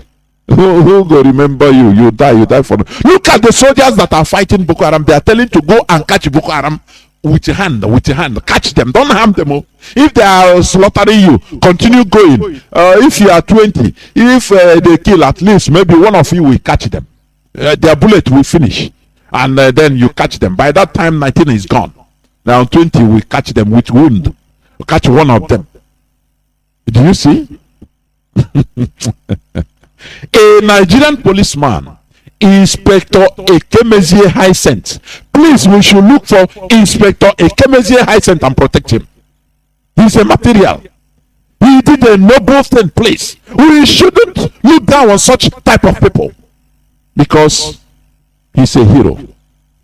A Nigerian policeman, Inspector Ekemezie Hyacinth, has tendered his resignation over alleged marginalization and victimization of the Southeast people. The officer attached to the Inspector General of Police Special Task Force on Petroleum and Illegal Bunkering Units, Calabar sector, in a letter to the police authorities, said he was quitting because the Nigerian state has been so polarized that foreign mercenaries and the terrorists have surrounded the whole country, killing the indigenous owners of the land in the name of their jihad. Do you see? Let me read a bit the letter. The letter dated 14th July 2022 read, I, AP number so Inspector Ekemezie Hyacinth, attached to IGP Special Task Force on Petroleum and Illegal Bunkering Unit, Calabar sector, formally wish to tender my resignation letter to the Nigerian Police Authority. I'm a graduate from the renowned Chukwuemeka Odumegwu Ojukwu University. That is why it should be. Political Science Department. I joined the Nigerian Police Force on the first day of July 2007. I decided to resign my position as an inspector of the police after my 15 years of service. My reasons for resignation are as follows. The Nigerian state has been so polarized that foreign mercenaries and terrorists have surrounded the whole country, killing the indigenous owners of the land in the name of their jihad, especially the indigenous people of Biafra, IPOB. there is a systematic extermination of the indigenous government. Mazi Nnamdi Kanu is undergoing political persecution because he spoke and stood against this shenanigan of the recent government in the name of Islamizing the whole country and to hand over the indigenous people land to the Fulanese. He didn't mince word. This is a hero. The Nigerian security forces go about killing innocent people, leaving the Fulanese that are killing people everywhere. I can no longer continue to serve the government that cannot guarantee the safety of its citizens. I call the federal government of Nigeria to free Mazi Nnamdi Kanu, for he has committed no offense known to law, because self-determination is not a crime. A call for referendum is not a call for war. It is also a democratic process, just like election. Hence this resignation.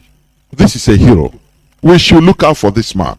We should protect this man. He's one of us. Biafra spirit is in him. Because Biafra spirit makes you to fight evil no matter the consequences. He put his life on line in order to say the truth without mincing words. You see some people, they will tell you, we know that they are killing our people, but what can we do? I mean, I'm here now because they are paying me monthly salary. What can I do? Because you are so selfish. You don't understand the significance of the time we are in. This man understood it. That is how noble people act. Not very cheap people that you can buy with a cup of gari. No. We don't need those type of people going around supporting demons called politicians they should be killing. It doesn't matter who they are. They should be eliminated. That is what they did in Sri Lanka. That is how now when you are able to do that, it means that you have come of age as a human being. But for now, you are still a lower animal, lower Homo sapien. Only what matters for you is your food, your belly. You don't reason beyond your stomach. That is the worst thing that can happen to human beings. And that is why you are so low. That is why you are disrespected everywhere. I saw the other day that I read that this musician, Nigerian musician, Yemi Alade, she was refused visa because they felt that she can run away in Canada, Canadian visa. And I laugh. I say, yes, treat them like that, because he's a lower animal. He don't care about what happens. All that matters to her, go and do this thing. Go and do concert in Canada where there is electricity. And take photos and tell people, I was in Canada. Refuse them visa. One time our leader went to United States. I was so annoyed. He said how he wished that every Biafran would be deported from America. I concur with him, because it's annoying. If you cannot go back to if you cannot support the emancipation of your people, you are simply lower than a chimpanzee. I am telling you without fear of favor. If you cannot do that thing, try to do that thing that where you are in Atlanta, where you are in America, where you are in Spain. If you cannot try to contribute in doing that thing in order to make your people to come up. It doesn't matter the inconvenience that you suffer. If you cannot try to contribute to do that thing so that we build a society like where you are living, I'm telling you, you are nothing more than a chimpanzee. It doesn't matter the money you have. It doesn't matter the so-called intellectual acquiring or intellectualism you have acquired. I don't care. That is for mouth, only talking. What makes you a real human being is, as you are in a developed country, you are always thinking, how can I contribute in order to make my place to be like this where I'm living here? But lo and behold, lower animals, they will be in a developed country now, living fine, seeing how things are working. All that matters for them is to also go back to their place and exploit and loot the people into oblivion, cause more harm and run back and stay. And that's all. I saw former Anambra governor online, cruising with his wife and children. And I say, look at people that are around him, they will not know that this is a monkey. This is a monkey has come. No matter the whole thing he has looted, or they can kaku. That is how miserable they are. People around him will not understand that. Look at a monkey. A monkey is here. A monkey is smelling in their midst. You know the way former President Hugo Chavez, during one of the America's meeting, where George Bush, you know, he's late now. They killed him anyway. America killed him. He was a sworn enemy of George Bush. During one of the meetings, you know what he said?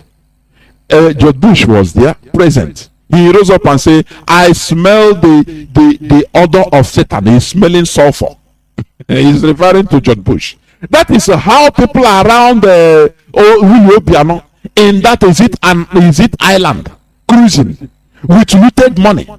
He was living in America and he came back and loot people, cause more harms, telling people that look, I have a Mietiala in my government. Any person that is killed by Fulani, you just pay them compensation 500,000. And there he is enjoying. People did not know. People around him, they thought that they are with a human being. They don't know that they are with Stone Age, monkey, orangutan of Stone Age, not even of this modern time. No matter that he's wearing white, but he's a monkey. Because what legacy did he leave? Only to go and loot, only to go and cause more misery to the people. That is how you know lower animals. It doesn't matter the car you drive. It doesn't matter that you have private jet. All those things doesn't push people like us in IPOB. It doesn't. I look at it, even I is smelling.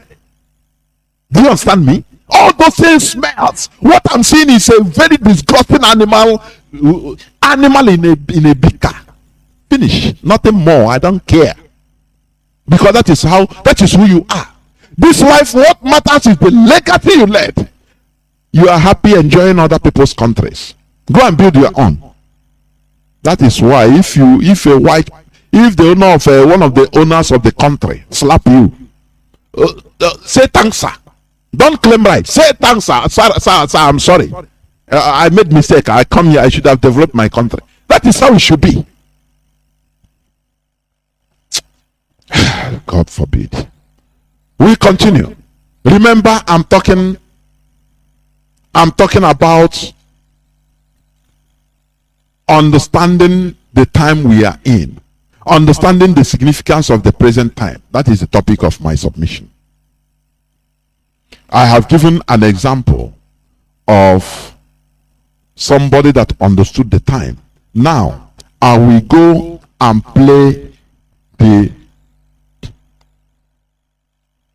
the clip of BBC, which we force them. I say we force them. We don't. IPOB. Chineke gozi IPOB. Chuku gozi IPOB. If you are genuine in IPOB in this struggle, you are sent. I'm telling you. You are seen an angel. You are sent. Call yourself a sent. Sent Emeka. Sent Tijo Kekebo. Forget about what people say. Because you are doing a selfless job, I'm telling you. Because you understand the time that we are in, the significance of the present time. You understand it. That is why it doesn't matter your life, but you are doing what you should do. There is one man I respect. There is one thing he said to me in a private conversation. He said, what I'm doing, even if I'm happy if the whole thing I give to IPOB. Let my people know that in America no fight off for Biafra. It is a credit. He didn't know I respect that word. I look at him, I say, yes, you are blessed. Because you are doing a selfless job. That is what we are in. So let me play this. Because of the callings BBC received. Now they try to do as if they balance the equation. But the callings never stop. Oh. We disturb them to pull down that documentary. The one they did against us is a fake documentary. They try to balance it. Listen, please listen attentively. I will play it. It's a BBC documentary that was released, I think, yesterday. Listen to this, please.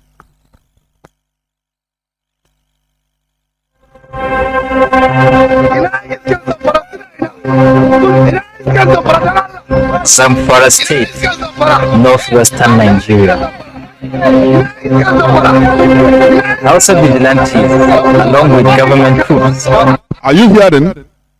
Hausa vigilantes. Oh, Chineke. That's why, if you come out on Radio Biafra and start talking that, oh, no, all the Hausa Fulani, they are the same. Or they come physical, honestly. Because you are trying to downgrade what the great work Mazi Nnamdi Kanu and all of us are doing. Because you are ignorant. They say Hausa vigilante. He didn't say Hausa. I want you to listen attentively. Those people that are shouting, they are Hausa vigilantes. This is facing history. They will say it. This is facing history. Because of the work of the indigenous people of Biafra, because of the work of Radio Biafra London. That is why the Hausas now, they have understood that they are different from the Fulani. Do you understand? That is why when I tell you, please stop calling them the Hausa Fulani. Please know that we are not missing words. You understand me? Radio Biafra is doing a very great job. You don't know. These people, the Hausas, they have now understood. Listen, please continue listening. This BBC report, documentary, listen. Celebrating the destruction of a Fulani bandit camp. Hausa vigilantes, along with government troops, celebrating the destruction of a Fulani bandit camp.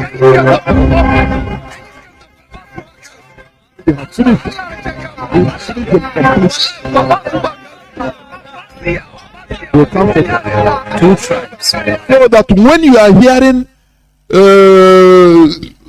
350 killed in Zamfara, 200 killed in Bauchi, I've been telling you here, it is the indigenous people, mostly the Hausas, that are being slaughtered. But you say, no, it's all of them the same. No! Stop being ignorant, for goodness sake. I encourage the Hausas in order to continue rising up, because they are not the same with the Fulani. Fulani, they are different. Now their eyes are opening. They understand. Do you understand? Not only because now you are hearing it from BBC. It doesn't mean, I used to tell people, what you don't think that what you don't know or what you don't hear doesn't exist. Because you didn't hear it. Because you don't know it, which means it doesn't exist. It is a very bad notion. Stop thinking in that way. Continue doing what you are doing. Do you know that if our leader is thinking like you, we wouldn't have been where we are today? Our leader started a broadcast. I could remember when some people will call him and even start insulting him. I could remember one call on A. The guy started calling our leader Nnamdi, insulting our leader, telling him that he in a mail for money. We didn't deter our leader. He continued. If it is you will stop saying because you are sentimental. You are highly agitated. When you are highly agitated, you make mistakes immediately. But our leader, he didn't deter him. He continued. And today you are in. Today all of us are in. Singing the same song. Do you understand? Had it been our leader did it 1 year, 2 years, he will say,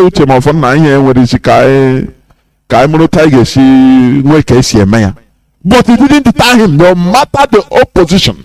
Have you forgotten the call our leader received also, which have been played all time in Radio Biafra, in the cloud?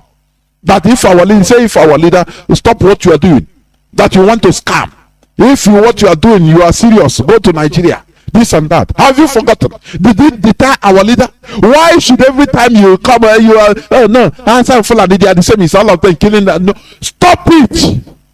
You men of little faith and little action, stop it. They are rising up. Continue listening, please.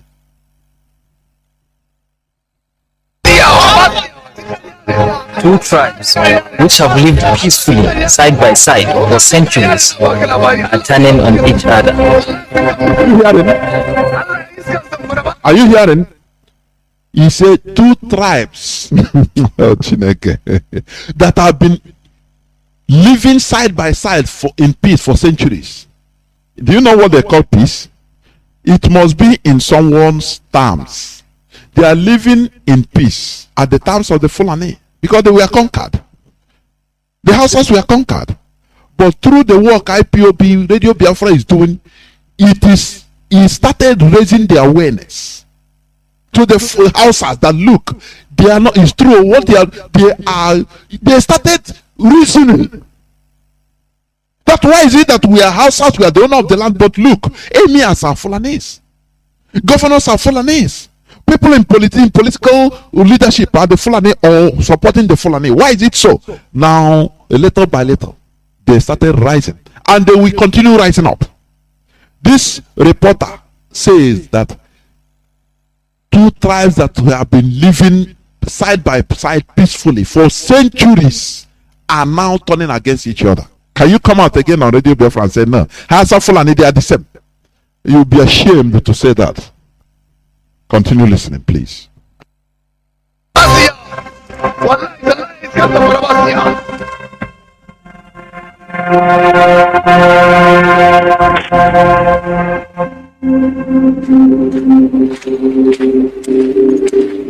My name is Yusuf.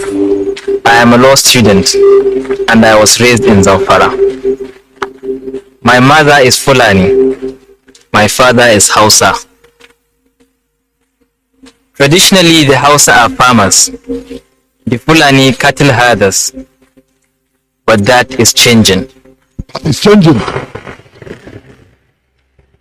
Thousands of young Fulani have joined ultra-violent bandit gangs. Armed with AK-47s, they burn villages. Do you see? Oh God Almighty! I want to let you know something. No matter how you think that Fulani they are your good neighbor, oh they are no problem. We are law abiding. You have been in Southeast for 50 years, law abiding. We have no problem. Let me tell you, it's just a statement.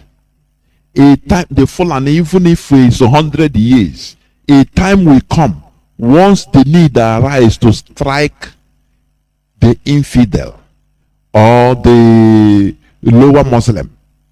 They will do it without asking questions. They did it in Mali. Do you know that in Mali, the Fulani, they have been living side by side with the Jogon tribe, with the Bambara tribe for centuries, even more than in Nigeria. Do you know that? For maybe more than 300, 400 years back. More than. They have been living side by side. But when jihadists came from North Africa, from Algeria, enter Mali, immediately they run.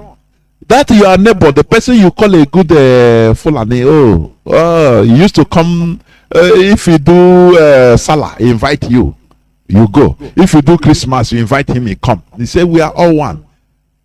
Before God and man, that person, no matter that, look, in Mali, many of the people, they are Muslims, so they are not even Christians. They have been living side by side for more than 300, 400, 500 years back. Even during the time of Mansa Musa of 13th century. The Fulani has been there, let me tell you. But a few years back, about 5, 6, 7 years back, when the jihadists, Arab jihadists came from the North Africa, entered from Libya to Algeria to Mali, the local Fulanese immediately joined them and started, they are their guide. The people that know road, they started pointing, they are the people slaughtering their neighbors. That thing traumatized the other Mali tribes. It traumatized them. They say, what? How can these people that we They are our neighbors for centuries. How can they turn against us? How? Do you see? When we tell you, this guy, what do you call him? Ojo Kalu will boast that he is the person that brought Ruga, the Logba. Do you see what is happening in Logba today? These people, you don't give them a foothold. It's people that don't know them. When you're ignorant, you don't know. If you give them little foothold, you are finished. It doesn't matter. They will be playing good until one day when they strike once. This is what is happening even in Hausa land. This man saying his mother is a Fulani, his father is a Hausa. Today, everything is changing. That the Fulani now that have been staying with them, they now join the bandits and started killing their own, the so-called Hausa neighbors. The same thing that happened in Mali. But in Mali, the Bambara and Dogon, they are more crazy than the Fulani. That's why they run away. They find a foothold where people are weak. Like in Nigeria. Our people don't understand. In Mali, in Guinea, what do you call them? The Jalonques, the Jalonques, the Bambaras, the Jogon, they are more crazy than the Fulani. If you say we will die tomorrow, they say no, tomorrow is far. Why not we die now? You strike them now, they don't go. They will strike you into 100 times. That is why the Fulani, they are running away from there. And Asorok is inviting them. Have you forgotten the clip? I will be playing all these clips again. When Bauchi State Governor said that they are bringing the whole Fulani from Africa onto one fold as Nigerians. Have you forgotten? That is the system they are bringing them into Nigeria. Because they saw that they are killing them in Mali. They are killing them in Guinea. They are killing them in other places because the indigenous people there, they understood them. They see them as a threat. Even in Burkina Faso. I watched a documentary one time in Burkina Faso, which they are targeting the Fulani. They say even the local Fulani, they don't trust them. And the Fulani people, they are complaining. They are running away. It's true. Because these are the people that you don't trust. You can be living with them thinking, look at what is happening in Lokpanta. They call out Joseph Carlo, let him come without security. They will kidnap him and collect $2 million. For the people that he brought, that is how they behave. People don't understand this. It's on Radio Biafra. I could Oganya with facts and figures. That is the reality. In Nigeria, they saw people, their indigenous people are very weak. People that they can march upon their heads. When they march upon their head, they'll be crying to God, say, go and pray, oh. God will solve our problem. Oh. In other places, they don't pray. They solve their problems by themselves. They attack back. You kill one, they kill 10. You understand? That is how they will leave you alone. But when they kill you, start praying. When they see you speaking in tongue, watching you speaking in tongue, they are happy. You give them more blood, they are happy. They say, nah, oh, let God come and deliver you from their hand. Do you see it? Continue listening, please. Dog the inhabitants and slaughter anyone who resists.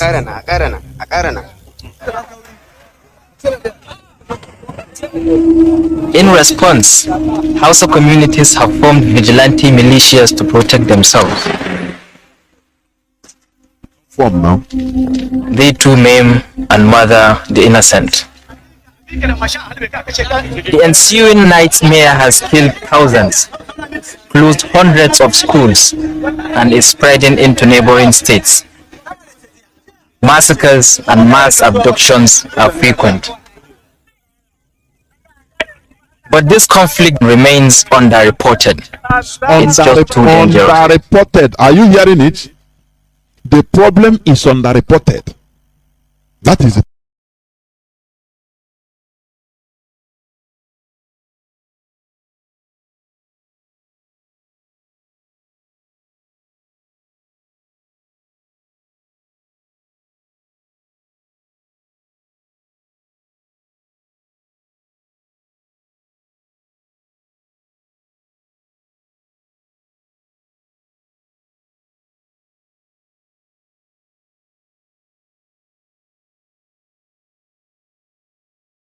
Not rise up without understanding the power they have.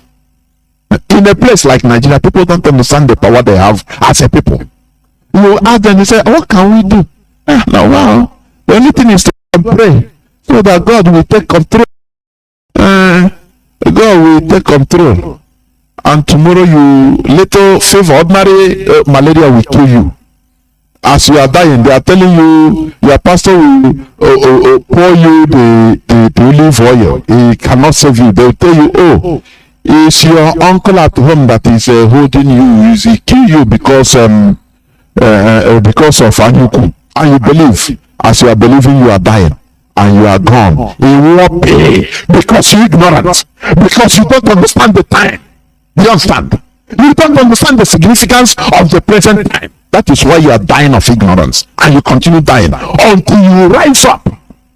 So that if that pastor say that, oh, that your person holding your destiny in your village, I bind you, tell the pastor, shut up. I want to be seeing people shouting at the pastors inside the churches. I'm telling you honestly. You see how time I will be happy and say yes, it is happening. Shout at them. You know, in that of IPOB, the way they talk, oh, we incite violence. They go all out war against us. But here they make the listener to also have pity for the Fulani. Oh, they are poor. That's why their voices are really hard. Look at. We continue calling BBC. Oh, our work is bearing fruit. Make I tell on. We continue calling them. Do not be lazy. Our media confrontation with BBC is not yet over. Look at how they are talking it, so that you will start. Okay, no, these people. Oh, they are poor. Who made them poor? They are illiterate. Who prevented them from going to school? Their own people. Okay, climate change. They bring all this rubbish. Climate change makes you to kill. Climate change, they blame it, Climate change, can't you reverse the climate change? The effect of the climate change? Look at Lake Chad. Lake Chad has diminished, remaining even whether less than 15% of its normal volume. You see how people are unproductive. Why can't they be planting trees, planting mangroves as other places, in order to reverse the effect? They will not do it. Because all these things play to their advantage. They will be marketing it to the world that, oh, you see, climate change. That's why we are looking for water. So why are you not a human being? Why can't you plant mangroves and reverse the effect of climatic effect on the area? That is what makes you a human being, to be productive. Do you understand? I've said it here several times. There is a couple, I think in one Australian desert, if I'm not wrong, about the location. They converted a desert area in 50 years of their marriage. They converted a desert area either in one part of US desert or Australia. They converted more than 200 kilometers square, or more than, or 2,000 kilometers square. They showed it in that documentary, into forest, a place that was sand dunes. They said when they entered there, when they were there, him and the wife, people call them they are crazy people, that they are mad. They live in desert. That every day their job is planting trees. Now that area is blossoming like a forest, tropical forest. I'm telling you. After 50 years, this is the work of human. That is why you are a human being. In order to change your environment for your own benefit, not always crying, oh, like child is diminishing, because they know that all these things plays. The world will be pitying them. Oh, okay, that's why we are going south. We got like child. Why not encourage people, force people to be productive, to be planting trees, planting forests? Do you know that you can plant forests, revive forests? You understand? And it will bring more rain, and it will bring more more water. More water will be there. But no, lo and behold, only crying, so that the agenda will be going. Continue listening, please, because I want to finish it and open the lines. Bandits speak only with their guns.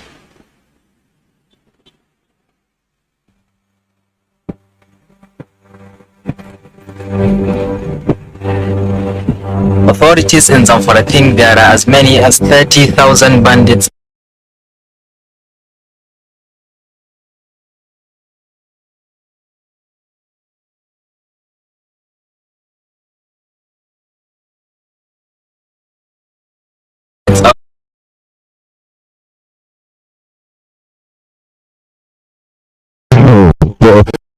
the caliphate. They are on top. They are everywhere.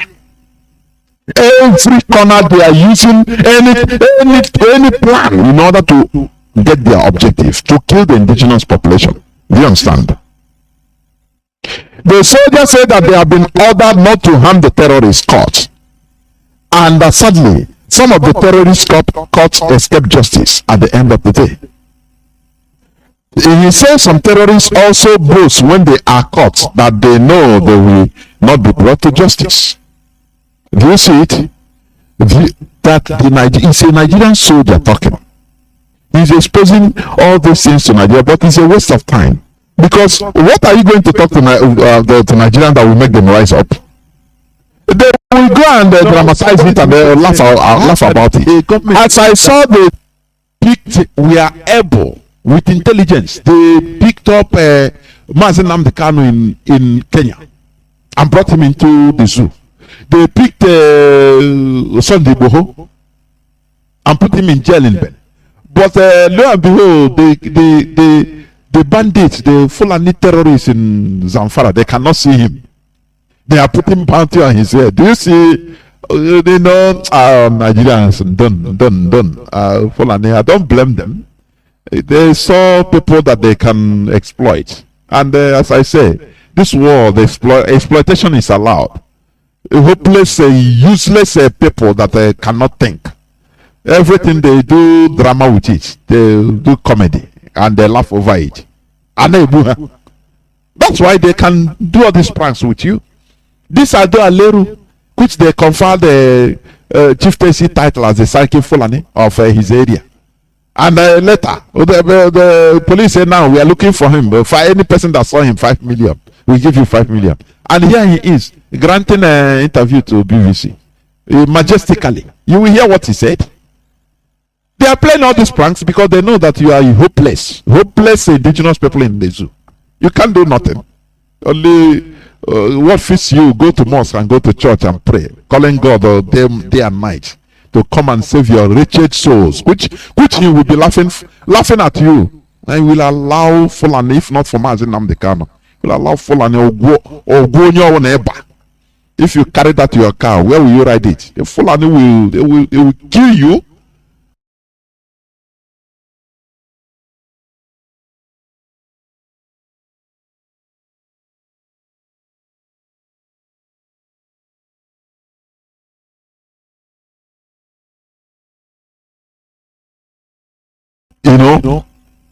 You can never they are unredeemable.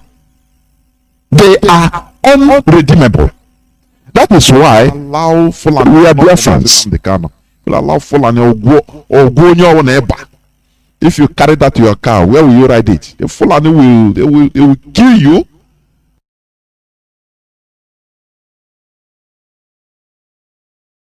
Those that are selected. Do you understand? Otherwise, what are you going to talk in order to rise up Nigerians? This soldier is crying. He said, if Nigeria is a country, do you know what? Journalists will allow secretly meet this man, and he will give the Ogonyo on eba. If you carry that to your car, where will you ride it? The Fulani will kill you.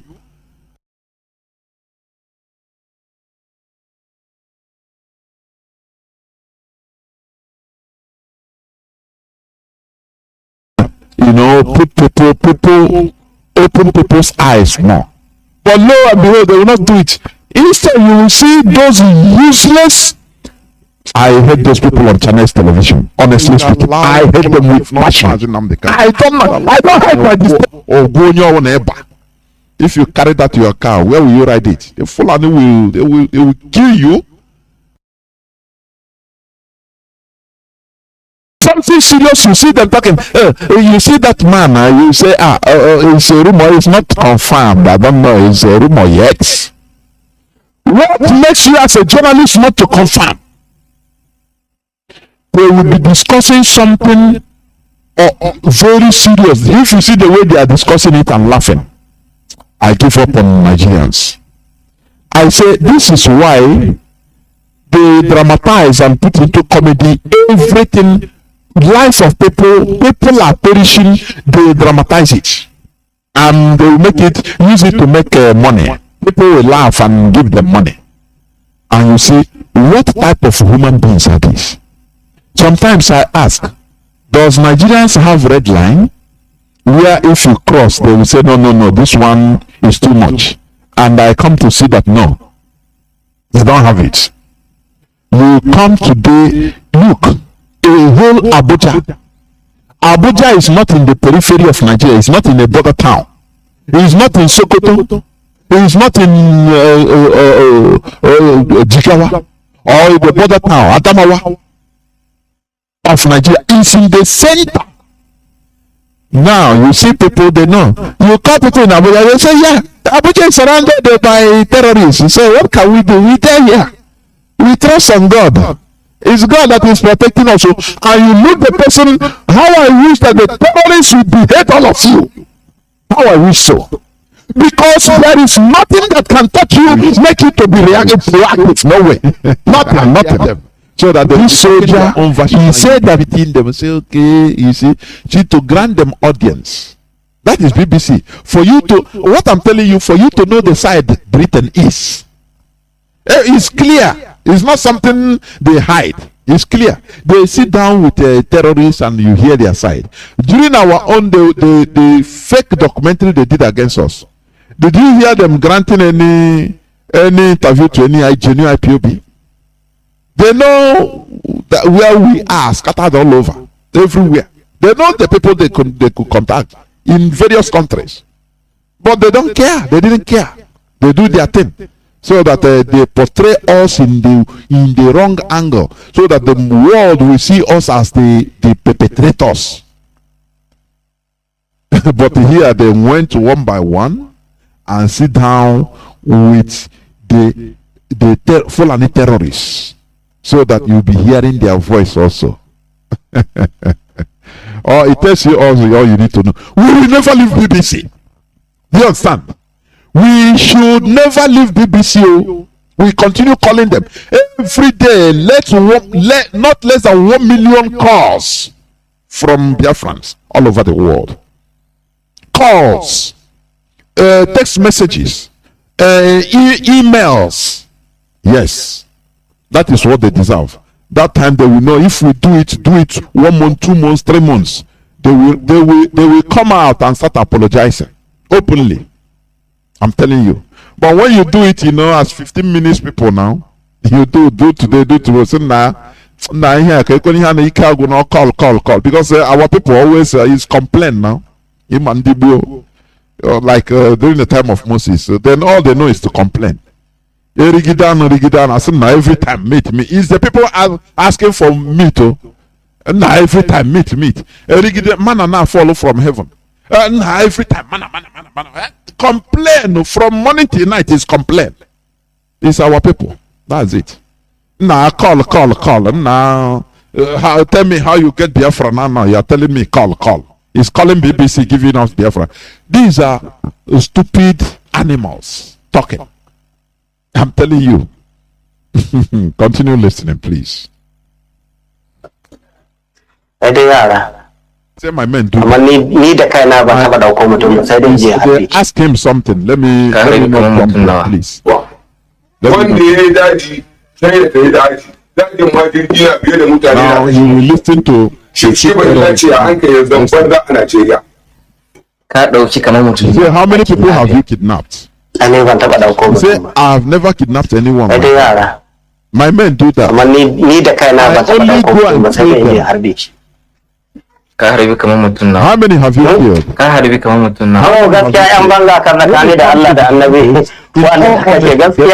killed. I honestly lost count.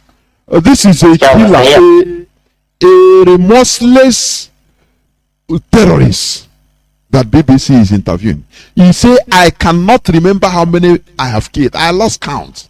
And he's there in his presence. He relaxed. BBC have the time to interview him, to hear his voice. Do you see that? Do you see that? So that he will tell them, why are you doing this? He will talk so that you will start, thinking, okay, maybe it's reasonable what he said anyway. You start having that mindset. But they cannot do IPOB that we are doing self-determination, which is under the law. No, they cannot do it. They concur what they want and concur, come and put on our head and publish it. It tells you all you need to know. If the bandits of Zamfara want to hurt the government, they also want to make money. In early 2021, these two aims combined in an attack that copied the tactics of Boko Haram. Nearly 300 schoolgirls were abducted from the government-run high school in Jangebe. Nearly 300 girls, and you didn't hear bring back the girls during the time of Jonathan, which they set up that shenanigan. Even Obama or Michelle Obama campaign to bring back the girls. Do you see it? Do you remember what the clip I used to play? That Reverend Father that said, what is happening now in this government? And everybody gone mute. No person come out to protest. Come out to protest, they kill you. But during Jonathan time, what is happening now? 1/10 is not happening. But you see, people like Obio is the question. Sometimes I ask, where are they? They don't come out to say, bring back our girls. Bring back. Now it's no more only girls, boys, children, old men, old women, everybody. Why they don't come out again? Do you see it? Do you see how the indigenous people are being used in order to kill themselves to the advantage of the caliphate? What they need is money. You give them money and they do your bidding. That is the indigenous people, and that is what Fulani are doing. They will promise you heaven and earth, advance you something, and tell you, let us go. If I become a president, I will make you this. You see Orango Tang indigenous people, they rise up, start making noise against their own people. They pursue Jonathan. And now, no person can come out. I say, all beer is a question. They enter into her shell. Every day now, they kidnap school girls. They kill them. You see the people they are beating. They review, they show the video. And do you know what the Nigerian government said? They said, no, all this video, terrorist tactics of using violence is not something new. So forget about that. The terrorists, they're always like this. Do you see? And you didn't bring outrage. No, bring back our boys or our girls from people like Obieze Kwesilanko. They have gone mute until if Biafra now is there, because these are people they see that now you can talk to them anyhow, do to them anything, and nothing will happen. I say Christianity made us weak.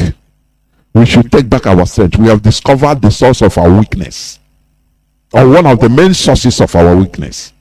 If they slap you here, turn the other side. If you turn, I cut off your neck. Before, but now will be his dream now. If I don't revenge that time, I'll keep quiet. After I must revenge, because that is the world. I don't forgive. I don't forgive and forget. I will forgive you, but I'll make sure that I revenge. We screw up. So I'm forgiving you. Tawai.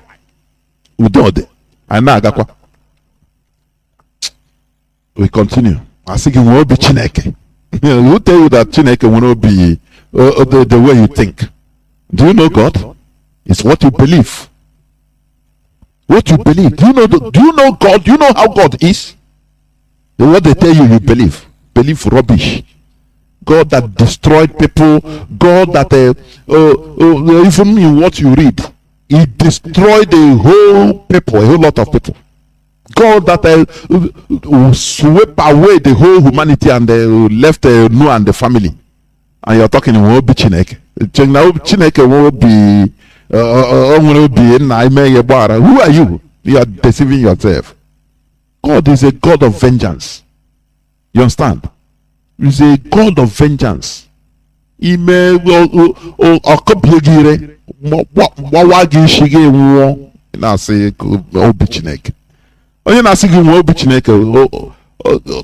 he's telling you, ironically, what he's telling you is this: revenge. That is it. Take it like that. Please continue listening. Among them were 5 girls from my own extended family. Those kidnapped. They are talking now. One house. So they are those girls in the house before pushing us out of the school. So Katura, Bahanya, so Katura, Manata, Son,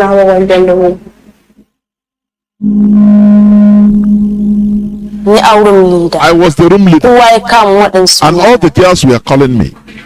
Honestly, I was afraid and almost said not to go. A man told us to open the door. Some of us hid under the beds.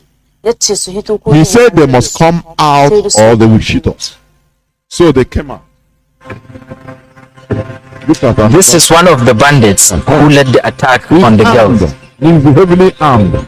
It took me 5 months to contact him. And another 4 to persuade him to meet. Yeah. I eventually met Abu Sani deep in the forest. You see, he's showing off his gun. You see, Kana cikin wayanda suka dauka yara a jangebe yan mata?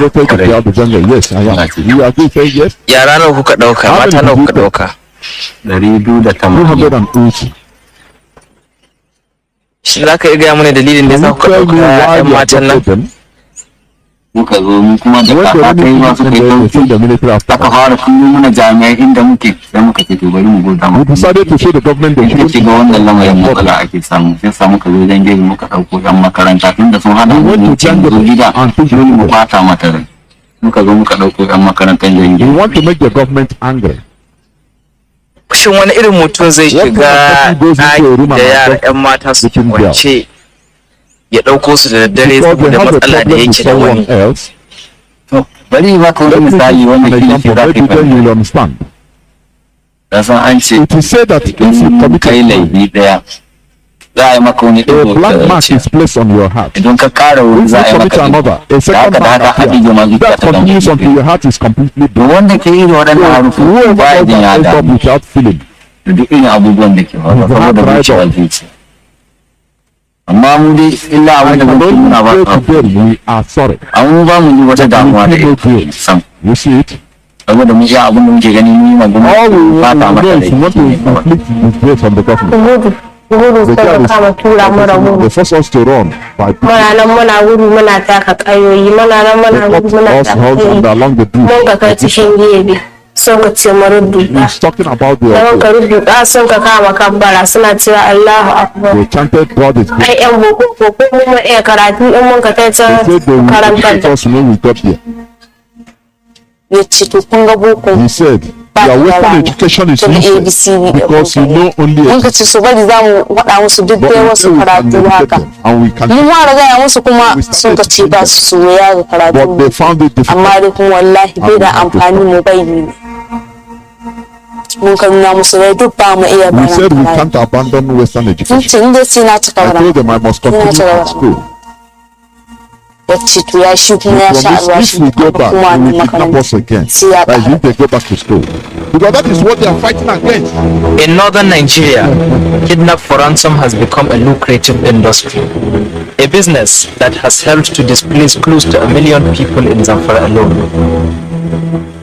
With the Jangebe schoolgirls still in captivity, Zamfara's government was forced to negotiate. To kaman yaya bayan an yi maganganu nawa aka biya ko me aka yi aka how much was ba da yara? The man talking here is relaxing with his gun. The BBC was able to talk to them. Do you see how BBC is? Do you see how, how they are? How dishonest they are? But they cannot ask really. He said it took him 6 months to contact these terrorists. And another 4 months to convince them to meet. But they gave IPOB leadership 10 days notice to reply something, but they didn't allow that 10 days. Rather, in the next 24 hours, they will finish everything and conclude and release their fake documentary. Do you see BBC what they are doing? Do you see the work of Satan they are doing? These are the real Satan demons you are seeing. BBC. But it took them, they have patience in order to go and talk to the bandits, the terrorists that say he killed people. They ask him how many people have you killed? He say, yeah, I've lost the count of the number of people I killed, so I don't even count. I killed them, I kill people, I don't have feeling for them. Just killing. BBC was sitting down. It took them almost 1 year to beg in order to talk to them. Do you see the world we are in? After you are looking for justice, justice, let these people come and take us now, help us. These are Britain wants Biafrans to even perish. They want to wipe us away so that they can sit on our oil, because Fulani is nothing to them. These people, they cannot resist anything. Everything is dependent on Britain. But they see us as a threat, which is false. Because we can think. Because we can, ask questions. Because we can try to better our environment, better our situation. So Britain don't like it. Why are these monkeys? Why can they think? That's why they make sure they impoverish every black country in this world. Look at Papua New Guinea. Look at Papua New Guinea. In the whole borders of Papua New Guinea, all are developed countries. Australia, Indonesia, look at them. But only them with sports. You go there, they are even worse than main African land. Because they are black people. Why? That racism that is among those people. They make them lack, productivity. They import everything they use, everything in Papua New Guinea. If they like it when they are watching you, you import a toothpick from China, they are happy. You can't do anything. They look at you as animals in a cage. Animals in the zoo, they cannot produce. You only when you take a banana, you go give chimpanzee. He's happy. You film it. You like it. Hey, look at how he's behaving. It's how the Europeans want us to behave. They want us to be stagnant, be in our cage, in our zoo, so that anything. We cry. We need rice. So they will bring rice. Thank God, the Congolese are even rising up against United Nations mission, which have been there since 1999, only making money. Thank God they are rising up against them. Africans are rising, I'm telling you. Because the way they want us to be, they want us to continue being like animals in a cage. Oh, we cannot feed ourselves. We cannot produce anything we use. Oh, we go Europe, we import from China. We import from America, from Japan. They will come and announce how they are giving us aid, how they are helping us in order to feed us. Oh, people are dying of hunger in Zimbabwe. Oh, we are giving them rice, Gabon. Oh, we are bringing cornstarch for them to eat, and they will show it. That is exactly how they want us to remain. Why will you think? A black monkey. That is why they are against Biafra, because they see black people that can think and ask questions, and they try to better our environment, to better our future, to take our future into our hands. So they say, why these people? Why they promote those that are useless, those that if you tell them that you can study you can get educated to manufacture telephone. They say, no, it's for white people. Fulani, they are like that is what they, oh, no, God have made it for white people. It's them that, white people, they will laugh, qua. That is what they want everybody, every black people to be behaving like that. Do you see what we are fighting? Do you see what we are fighting? The magnanimity of the enormousness of what you are fighting that is facing us. Do you see it? They want us to remain like monkeys in a cave, so that they will be feeding us, and they will be telling us, telling the whole world how we are hungry. Oh, help poor Africans. Oh, help poor, always help poor Africans. So it becomes a trademark. Help poor Africans. After all, George Weah, the now president of Liberia, he said when he won the world best in his own time, the only black African man to win it, they told him, he said in his inside with his team, the team are mocking him, say, what are you going to do with the trophy? You are going to sell it and buy food for your hungry brothers in Africa. That is how they want us to be. So when they see people that are talking like us, they become the leader. They say, kill these people, otherwise they will raise everybody up. But they cannot. Do you understand? We will defeat them with superior arguments. That is what we do here on Radio Biafra. Continue listening, please. Let me not interrupt it again. We demanded 500 million, but after negotiation, $2 million, $540,000 was paid for their release.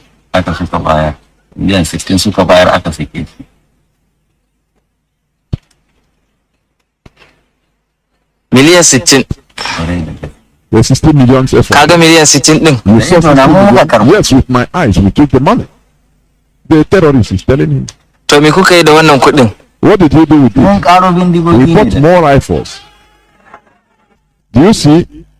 They didn't send the Nigerian highly trained crack team police to go and hunt them down. They didn't kill them. But it's only in our land that they will, oh, we have killed the kidnappers, and everybody will be clapping. They are reducing us, and you are clapping. It is a high time we know what's up. It is a high time. I will leave it here. It is a high time we understand the significance of the present time. Because when you understand it, you will not joke. Do you understand? Nigerian government orders closure of government college in Capital Territory, security Ipob in unity colleges across the country over terrorist threat. Do you see it? What Boko Haram meant, I've explained it. They are methodically implementing Boko Haram, because that is their agreements. Is they set up Boko Haram, and they told them, don't worry, what you are fighting with gun, don't worry, we will come, we will be paying you money. But this, what you are fighting for, we all are the same. We will implement it, but politically, and that is what they are doing. They are very quick to tell everybody, go, no, students should go home because of security or no security. In Abuja. That is Boko Haram. Western education is evil. That is what they are, implementing gradually, politically. But because Nigerians don't understand the significance of the present time, they don't know what is going on. They think everything is normal. No, they say we are surrendered. We are surrounded. I go collect my child. We will go home. Now, wow. Now, this terrorist. Now, wow. The government, I be the big pass government. Now, wow. Be like say terrorist, a big government. It's a big pass government. Because these are people, they make light of very serious matters. Why? Because they don't understand the significance of the present time. That is what we preach here, for you to understand. Do you know what it means for a government that can send the so-called crack team, the highly trained crack team, to kill kidnappers, to kill so-called kidnappers in Cross River, in Imo State, in Anambra, in Ebonyi, in Bayelsa? But terrorists are roaming around in Abuja, in the capital.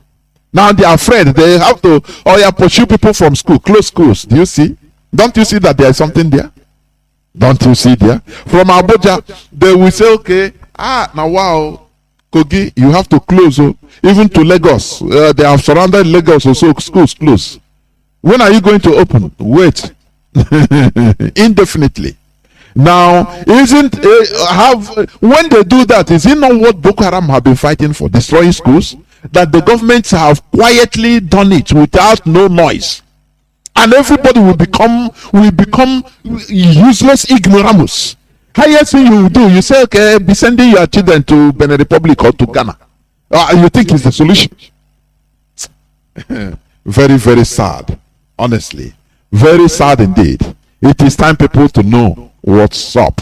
Mazi Nnamdi Kanu came and opened our brains into critical reasoning about the significance of the happenings in our time, about the continuous colonization agenda that started by Ottoman Danfodio in 1804 and carried over by Sir Ahmad Bello during the independence of Nigeria, which has overtly and covertly continued till date. We are in a very precarious and dangerous time, which doing nothing shouldn't be an option. Remember, the good lives of our future generations depends on the positive decisions we make today, depending on the good understanding of the present time. The only solution is getting out of this quagmire known as Nigeria. The only solution is the restoration of Biafra. This is where I'm going to stop. This is where I'm going to stop so that I will open my lines. People have started calling. I don't know. Why are you quick to call? You listening to Wonka? Stop calling first until I open my lines, please. Stop calling. We must go on few minutes break, and when I come back, I will open the line. Stop calling. If you call, I block your line, please. We need to be disciplined. Yes. We need to be disciplined. I will go into a few minutes break. They are making me to make, people are calling in. I don't know why they are calling when the time is not yet. It's better even sometimes we listen. Yes, it's better sometimes we listen more. Listen more. I will go into a few minutes breaks, as I said. Few minutes break, and when I come back, I will open the lines so that people will now start calling and airing their view. Please do not call. When you call, it will start interrupting my system until I open my lines. Please don't go away. I will be right back. I will be right back. Don't go away.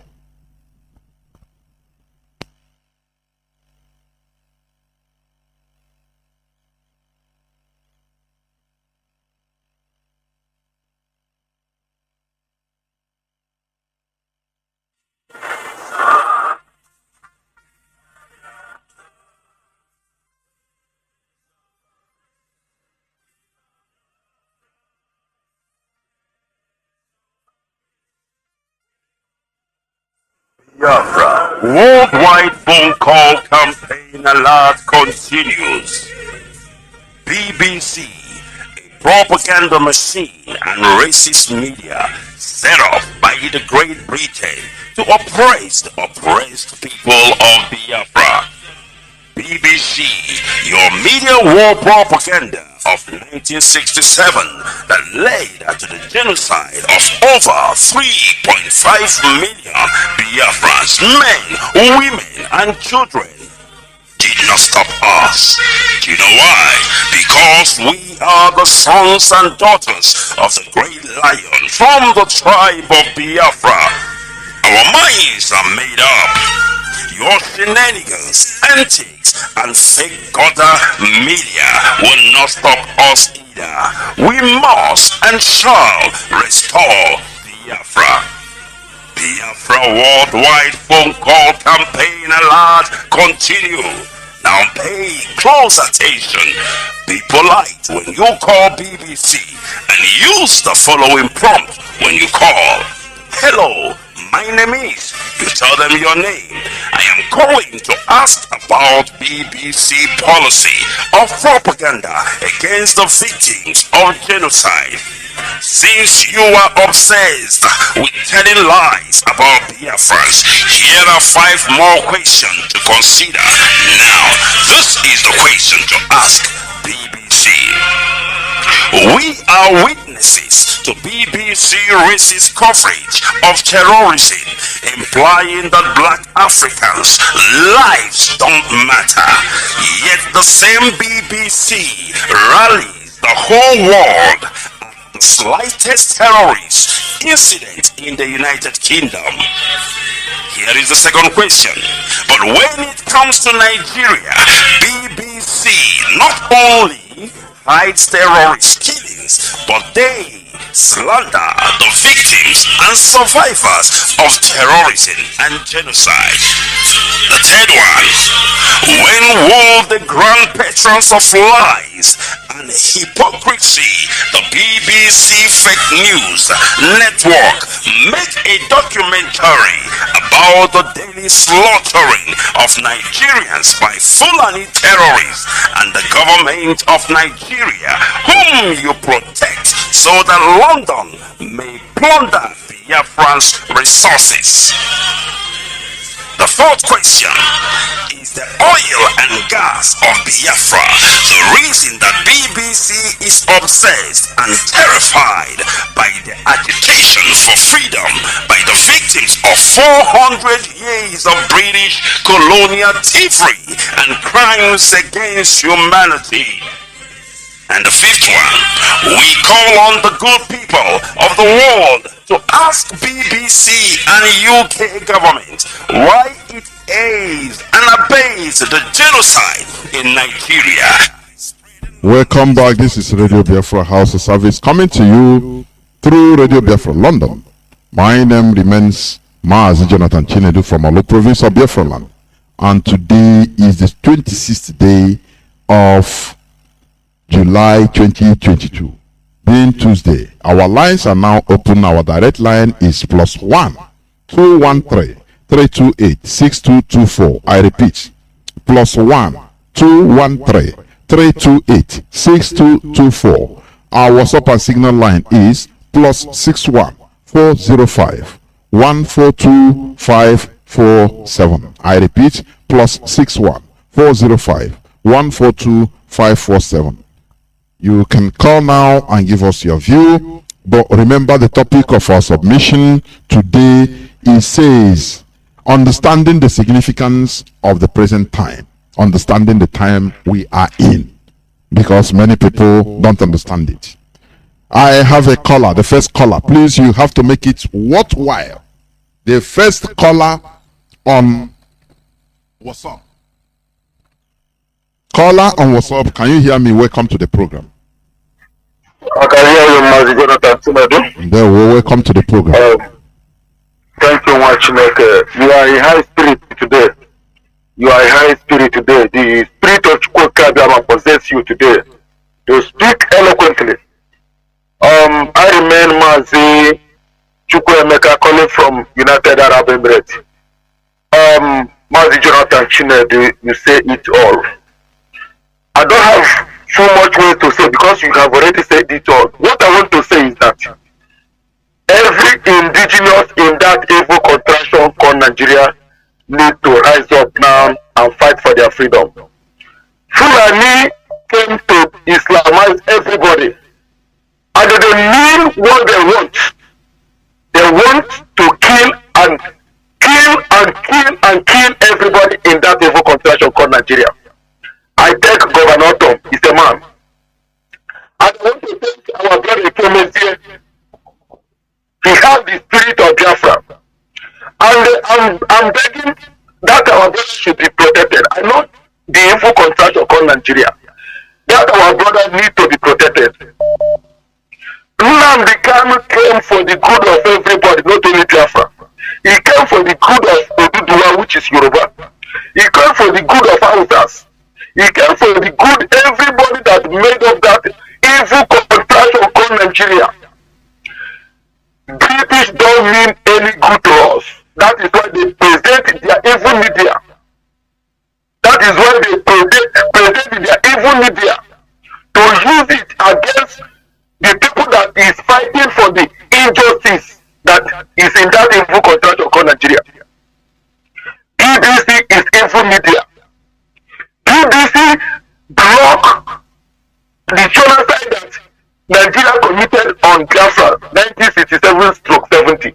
They kill up to 5.something million human beings, not an animal, but a human being. But BBC didn't report it. They block it. Up to today, every day by day, the Nigerian government is killing innocent Biafra. 40 every youth killed some days ago in Imo State, and the BBC didn't report it. They tried to block it. Everybody needs to rise up now, because the day will come, you will not go to that your business center that you call your church again. You will not go to that business center that you call adoration. You will not go to that business center that you call all these Yoruba criminal pastors. You will not go to there again. You will not see any place to do the email and they do your club, whatever you call it. You will not see any place to go it, because Fulani mean to kill everybody in that evil contractor called Nigeria. Everybody need to rise up. Everybody need to rise up now. Every indigenous in that evil contractor need to rise up. And I'm begging our people in Biafra land, you people need to support this protest that is going on now, because it may happen to you tomorrow. Let us stop living a selfish life. Whatever happened to your neighbor, it happened to you. Let us stop evil immediately. Let us not leave evil to escalate. My brother Jonathan Chile, thank you very much for watching again. Biafra, we must get Biafra. Biafra is the only hope we have. Without Biafra, we are nothing. Thank you, Mazi. There were Mazi, there were Dodrege. And I'm receiving reports that the police inspector that resigned, that he is under threats. Even his old aged parents, that he is receiving threats from the Nigerian government, from the JUL Caliphate. We must see how it goes. Of course. Caller on signal and also please hold on. Let me check whether I can pick a call from direct line that I've been floating in. Let me see, because I want to pick a call from direct line, please. But no, it's not coming. Caller on signal, welcome to the program. Mazi, can you hear me? Yes, Mazi, I can hear you. Welcome to the program. Yeah, Mazi Jonathan. May you keep on giving you the knowledge and wisdom and understanding. As you can, you come and you have a platform. You keep on teaching the doctrine.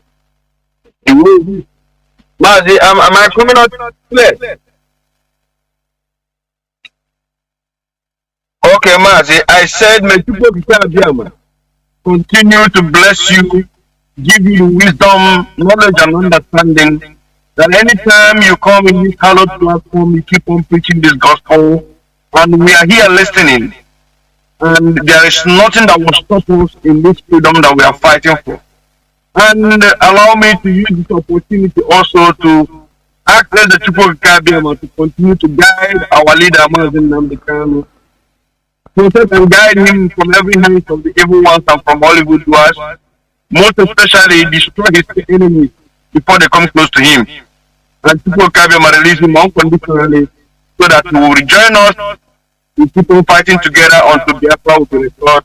This is my prayer, and so shall it be in the name of people of Kabiama. Yes, sir. Mazi Jonathan, fellow Biafrans, my name is Mazi. I'm calling from Austria.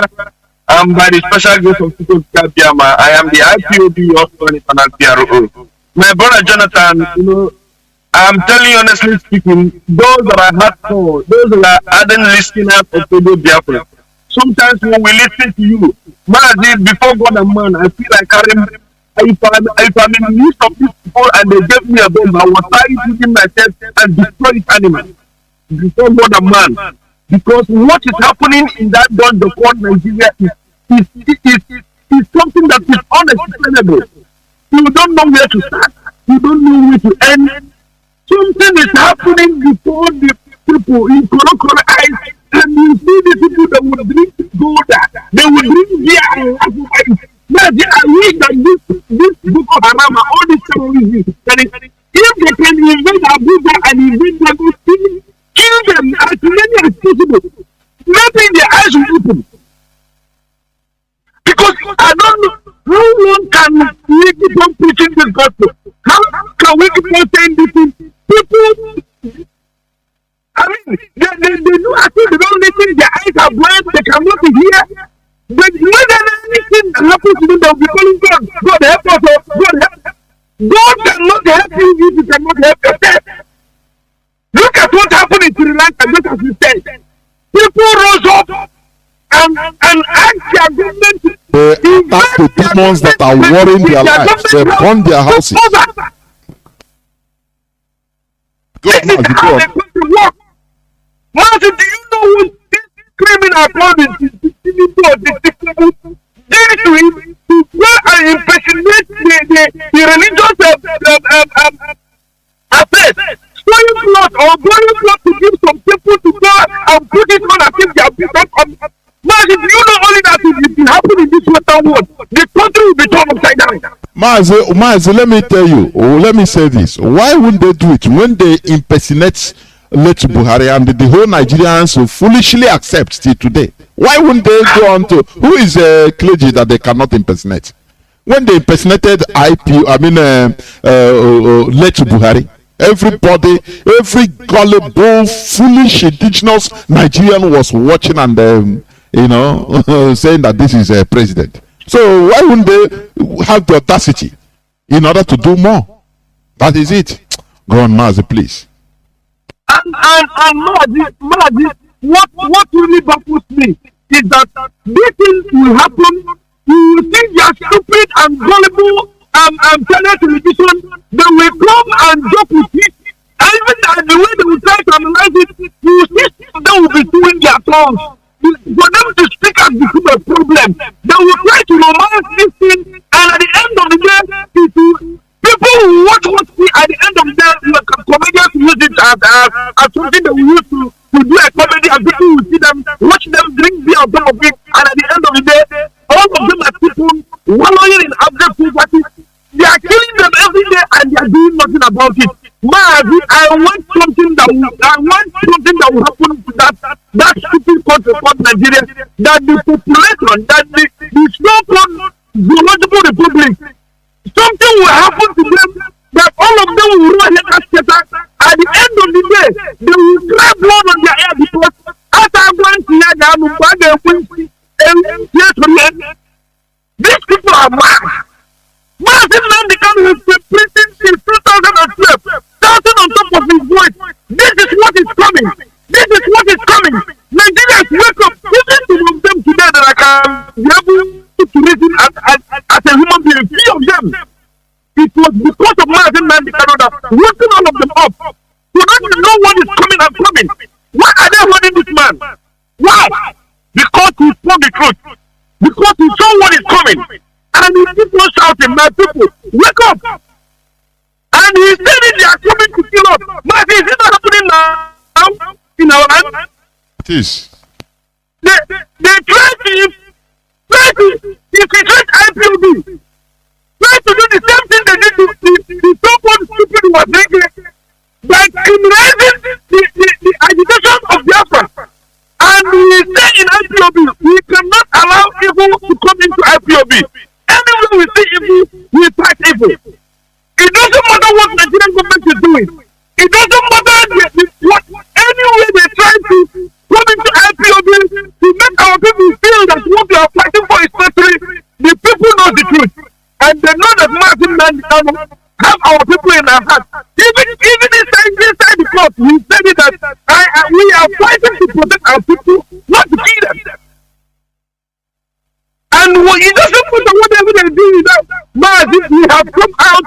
There is nothing on this earth that will stop us not to restore Biafra. It's either all of us will Mazi, a time will come. I swear before people to tell Biafra, what will happen? We are just holding our presence. We cannot. This thing continues. All of those are going to come back home, and that thing is to say this. Killing our people. going through this stupid and at the end of the day, a whole government of the state will come out and lie with his seat on tongue and say the young men they killed that went to their brother's wedding is a bandit. A governor of a state until today, hopeless rules of the Supreme Court window governor that jumped from the window cannot be able to come out and apologize to the people and say what happened was a wrong act. Today he's still trying to be defended. Mazi, our hand will catch this man. It doesn't matter. A day will come. He will not be a governor again. And the hands of Biafrans will catch him. And we are doing, this guy is doing the prayer for the souls he has killed in Igbo State. His hand is full of blood. We are saying this now, the whole world of Biafra to witness that a day will come. I can have this man, and he will ever regret ever killing our people. What a new man, because the madness of God is a new man, and the devil is so bad that brought a Bible. Now, do you know that this is a Bible? It's part of this essence that was destroyed. Some of them now are reflecting themselves. Many of them is not the Bible. They are not our people. They are only use one or two foolish, stupid, nonsense people call themselves people to use them. Even our people going into villages. Now somebody, do you know their aim and the objective of these people is they want to kill every young man from 10 years. 10 to 16. They are murdering them. If not people that make this thing to happen, what of those that have been killing in secret? If not this thing that happens, the world would have not known how these people have been killing our people. Killing young men and that happen. Some of them, they pregnanted them inside there. What is happening to our people is unbelievable. But what we are telling them, it doesn't matter what they do, it doesn't matter what any plan they're trying to do to have. We must continue to fight until Biafra will be restored. No going back. No going back. Thank you. And you too. If we say going back, the funny thing is that we don't have a back to go to. No back to go. That is a funny. Had it been we have even a back to go, we will go. But we can even consider going. But no back to go. That is a problem. Therefore, we must continue. It is ahead. Caller on WhatsApp. Welcome to the program. Caller on WhatsApp. Thank you for holding on for 11 minutes. Can you hear me? Come on WhatsApp. Yes, I can hear you. There, Mazi. Go on, please. Yeah, thank you very much, Mas Jonathan. My name is Chukwu Emmanuel. I'm speaking from my location. I greet you again, Mazi Jonathan, for your topic this evening. I greet my leader and our leader, Nnamdi Kanu, who set up this platform to expose the hidden agendas of British in Nigeria and in Africa in general. Your topic this evening started from past, present, and unborn generation. These three apartments is very, very crucial, very, very important for any existing country. The past is the dead. The people that have come and they have go back to grave. The work of the president is to go to the history and see what is wrong, and they put it in place because they are in present. That's what makes you a human being. If the past has a mistake, you, the present, we put it together for unborn generation, not to suffer for what the past have done. This is why the white people is on top. They go through all these 3 apartments to put them in order. That is why our leader say in one of his broadcasts that when a white man build a bridge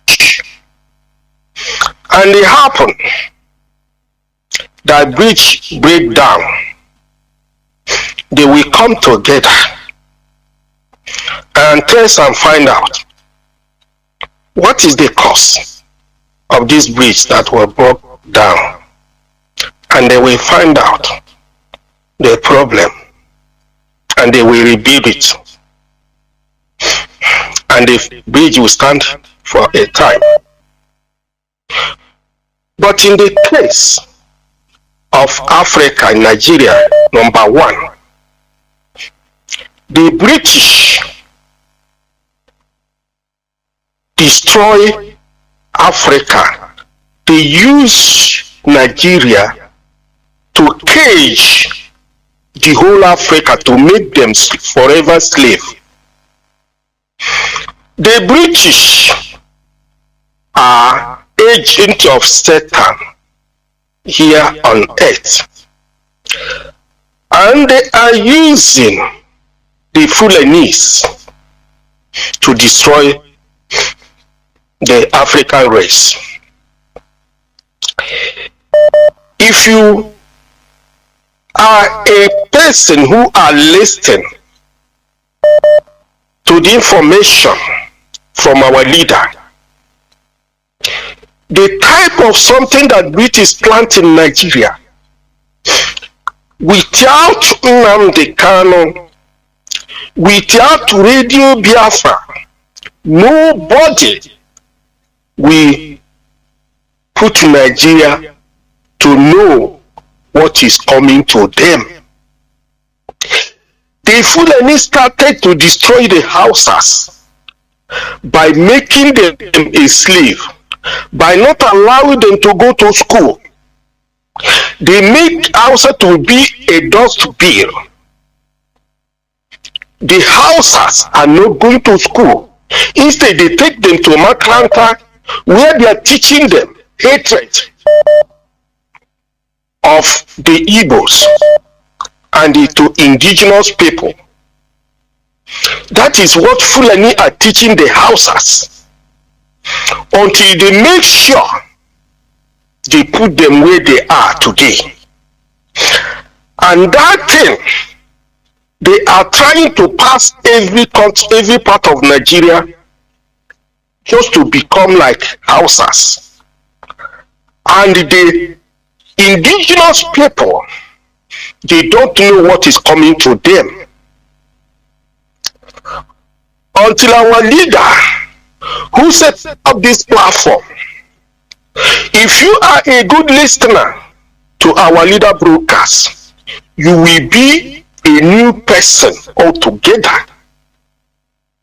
You will hate anything, anybody that is defending Nigeria. Any person that is defending Nigeria is not only a criminal, is a thief and armed robber put together. Because that was what British made Nigeria to be. Anybody who is defending religion in Nigeria is not only a criminal, is a thief and is armed robber. Is not worthy to be alive. Because religion in Nigeria, both Christianity and Muslim, are fake. The Muslim in Singapore, Malaysia, in Dubai, even in Saudi Arabia, all other Muslim countries, is different from what Fulani is playing in Nigeria. Fulani don't know Muslim teaching. Fulani are teaching Nigeria another thing: criminality, stealing and looting, backwardness. That is what Fulani are doing in Nigeria. The same thing, if you go to Christianity, what the Christianity is doing in Nigeria is to collect money from poor people to reach them their pockets. There's no truth in Christianity anymore in Nigeria. They are teaching people how you sow seed, how you pay your tax. If you tell Nigeria the truth, which our leader is telling the world, you will see how the evil in Nigeria is jumping up, claiming they are man of God. What is happening in Nigeria has never happened to any country throughout the whole world. Who is the head of all these things? British. Our leader said Nigeria is a cancer to Africa. Nigeria is a cancer to Africa. Cut off the cancer, Nigeria, so that Africa will open their eyes. Africa is in a mess, in a darkness of age. Who is the cause? British government, the agent of Satan on earth. They put their country in order. They go to Nigeria, they set up hellfire, the hell. When you suffer the whole years in the name of going to school, you're a doctor, you're a nurse, you're an engineer, whatever you find yourself, you come out, you become a keke driver or wheelbarrow pusher. You go to the church, the criminal with the Bible will continue deceiving you for you to pray for a country. Let me ask you, who are praying for Nigeria to unity and peace? Which country in the whole world are preaching for unity and peace? Which country?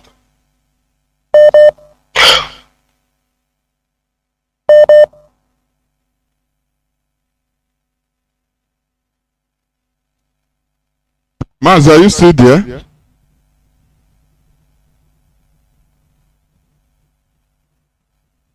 I don't know why. Reconnecting. What is happening? Okay.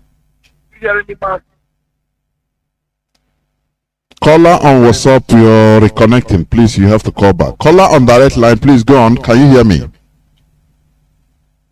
Yes, Mazi Chinedu. Good evening from here. There. Yes, Mazi Chinedu, I so much appreciate you for your wonderful teaching this evening. Good morning, good afternoon, good night, Biafran. Whatever time zone a day, my name is JUL na from Agbo. Agbo there for Anioma, and my inside Biafra land, and Anioma people, for record purpose, they are Igbo people 100%, all the way from the Boak to Pogo. We are 100% Igbo. We are not from Benin. We are not from Yoruba land or Hausa land or from anywhere. We are Igbo people.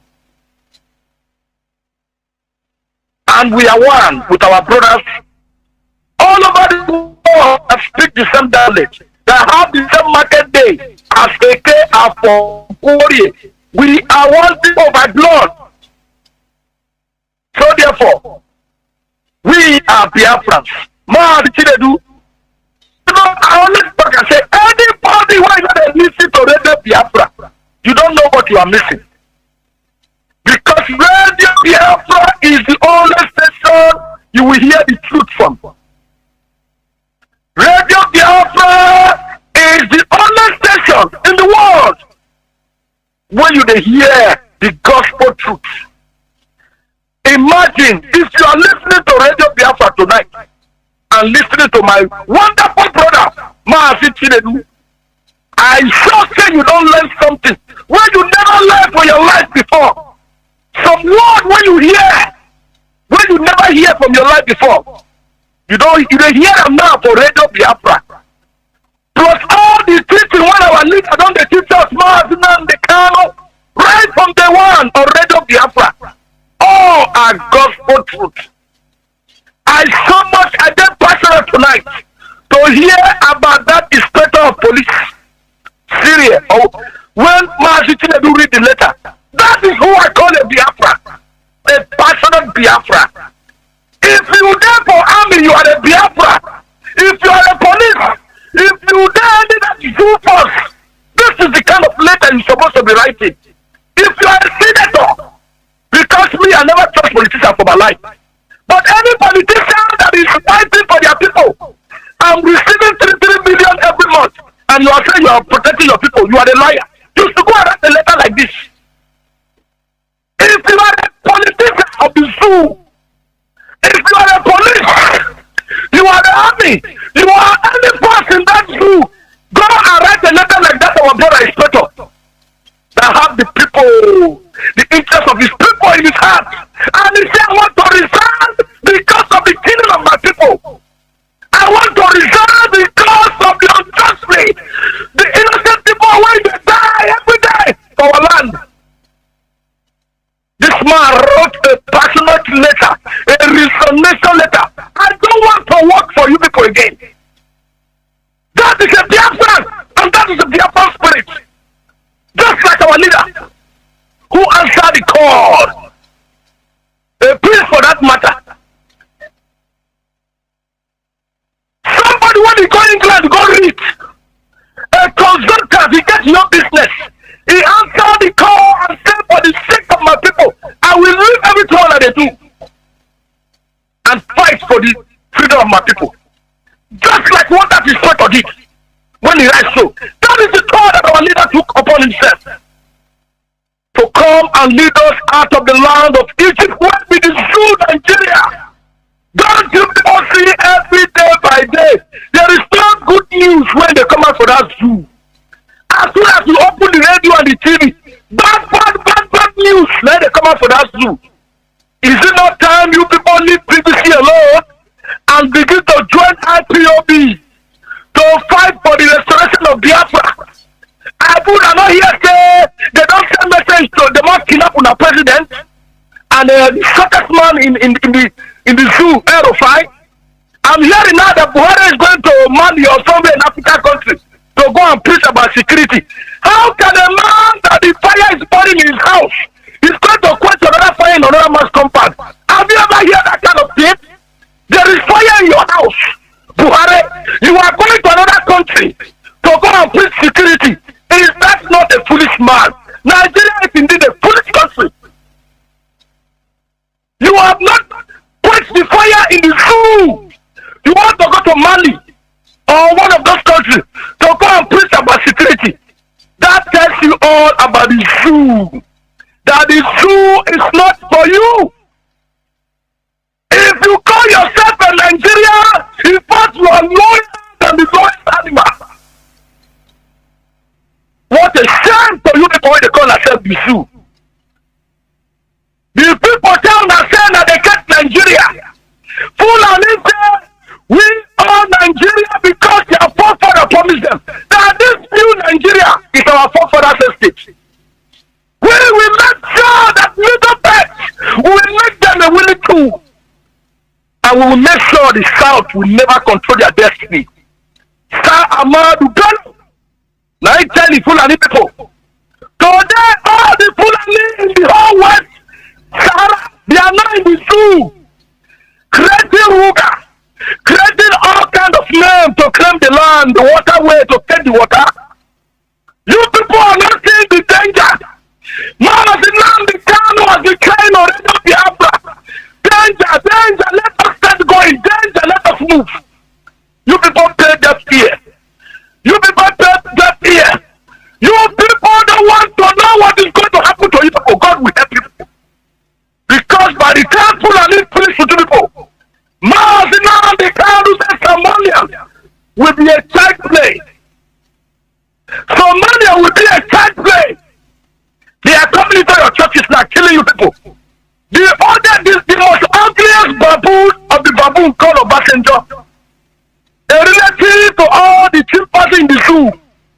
He spoke on Sunday of Obasanjo, a former president.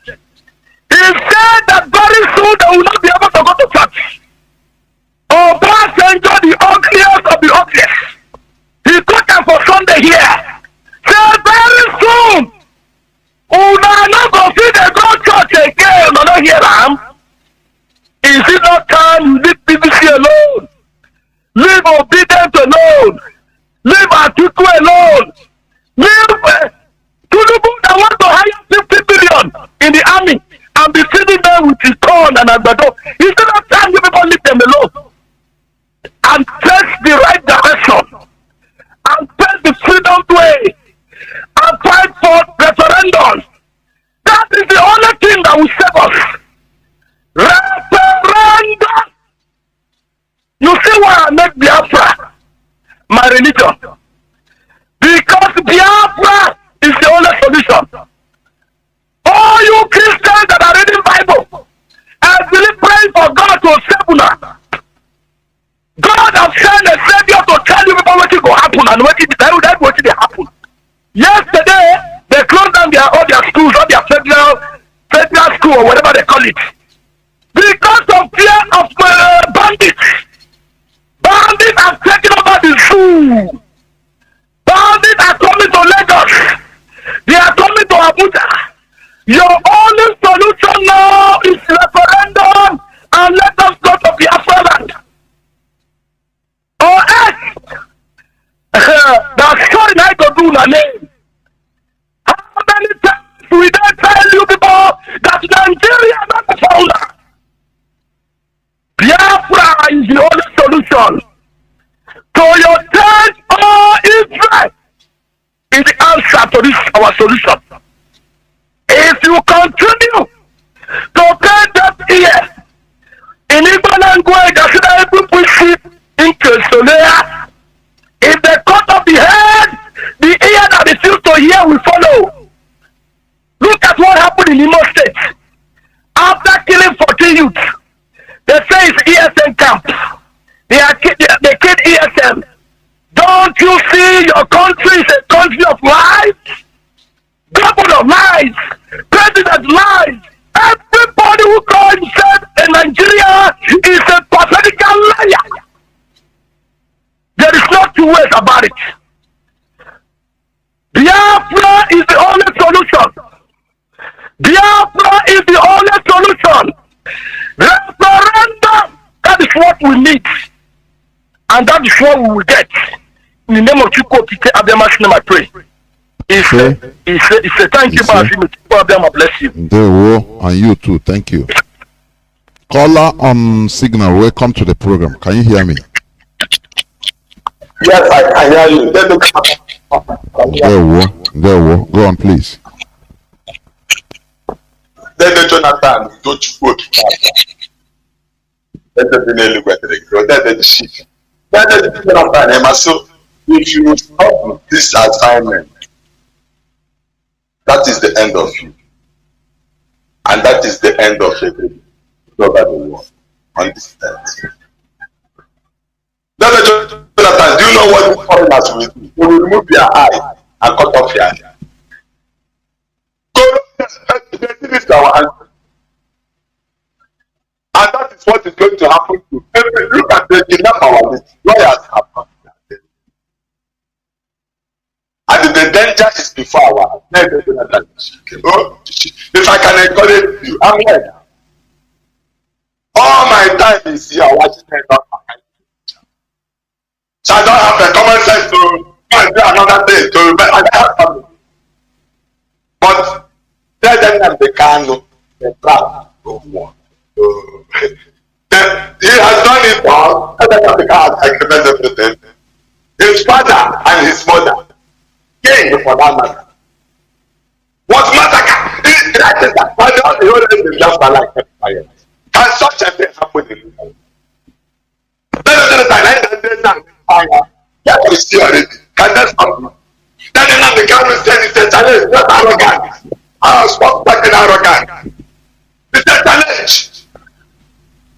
Anything you know that you will do to stop Biafra restoration, come and do it. I have not been like a one. I am arrogant. Come.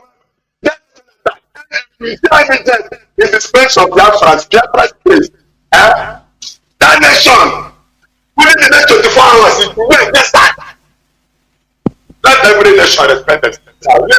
Comfortable in that place that could be another. Let us stay in our land. Is it a crime? If it's not anything, they will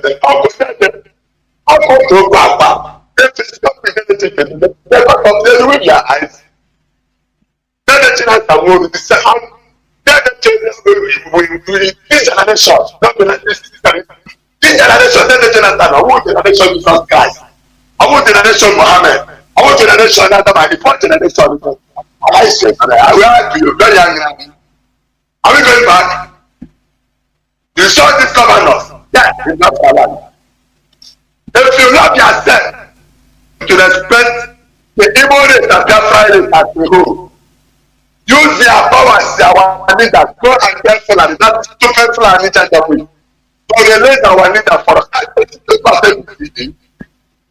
You tell your friend that only day, I will say unto you people, and say sacrifice, and that makes it here. And it's coming with you that part.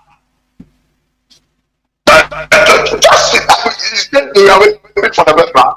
We want your people, them leaders to go to Fulani, definitely, Fulani. Okay, give us Fulani to start the you. Go ahead, Fulani, to the kind of brother. I tell Fulani, really, their brother, I let us see you do this, then let us see how to Fulani. Let us see you do them. The boy and the children must be the prayer Psalm 19, Psalm 20. 144. That's the 144. Every verse is important. One scripture I'm getting the wire wall. I am going to I am but the original can you never believe. I am checking that the organized time that it is. That's the movie. If you are a teacher, if you are a doctor, if you are a lawyer, if you want to speak, it's a good one. You must speak. Make sure that the account of those children, not account of that project, I'm going to call the money. I will charge on them when everything is going on. 2 o'clock, that's it, I said that for us. When you're like a man, all of them will have a company and I am the world. Look, I know you have to shine, correct the rest of them. But I never want I use the fault that so when God imposed the yes, this is the outcome. And we are keeping quiet. From tomorrow, every of they will police. If you are the police Biafra. They're going to after all another police. If you are the soldier, then not the kind of thing. Tomorrow, I over there. I got a bunch of pronouns and then they have fish and cat. And the land of Scott. All that was a language shot. Now the talking about things because I chapter 15. Isaiah chapter 16. Very, very important. Then Jeremiah chapter 5 and Jeremiah chapter. Then Isaiah chapter 15. Then the Jonathan. I thought it was Isaiah chapter 15. See how we came there. The children of God came there, but we are not going to. Just check it. He said you will bring a foreigner that speak language that you don't understand. And discipline us. So me what me want me no but don't you I want to that to the I will to that. Chale dede na the kind of jama I was like pula. Me my I want to point to the that's the thing that I don't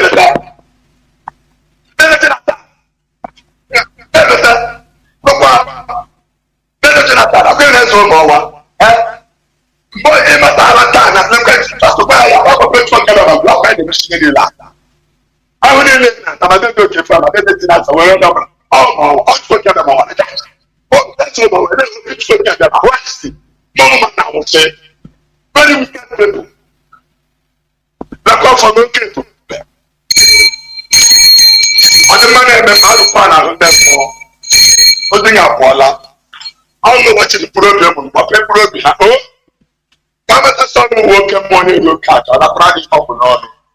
Come on, do you remember the plan and not a go? Yeah, glory. Now, good, yeah. The woman. Oh, hey, Biafran, there we go. Caller on WhatsApp, welcome to the program. Can you hear me? I can hear you, Professor Jonathan. Mazi, my co-scavenger. There we go. Welcome to the program. Yeah, brother. You speaking to your brother Buzenwero, the scavenger. I'm calling from Africa du Sud. Africa du Sud is South Africa. Biafrans, I greet you. Ipob members, I greet you. I greet our leader, Mazi Nnamdi Kanu, a prisoner of conscience, who set up this radio Biafra, citadel of knowledge and prosperity, to educate us, to tell us what is ahead. A man who sees tomorrow. It's well for you, my brother. Take it. No problem. You will be free. You will be free. As earlier as they thought, you will be free more than the way they think. Miri na wumpume. Miri na wumpume megiri na we. Okirikiri ka na abu posa na ari upo selu. Enwe ye bi emegiri na mu tisike o. Ai ko na atu.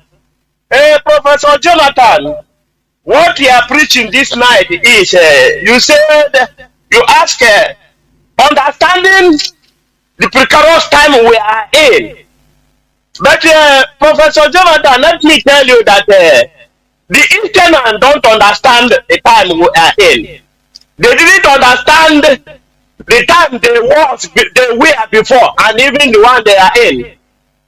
If they tell me that they understand the time they are in now, they should know that the time they are in now is opportunity come but once.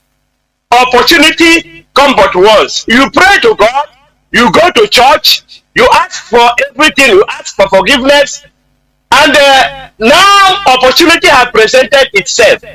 The reason why I say that opportunity presented itself is because Hope Uzodimma with his Bubago kill their children, 14 of your children. What else will Hope Uzodimma do for you to write? The Eastern, the Imolite, the Igbos. What else will this man do to you for your rights? What else are you waiting for? Rise up and chase a Bubag. You know, we used to forget things. That is why I said you don't even know the time it was you are in before. Because remember, in this same radio Biafra, citadel of knowledge and prosperity, is where our leader Mazi Nnamdi Kanu said to us, don't allow Ebubagu to get foothold in Biafra land.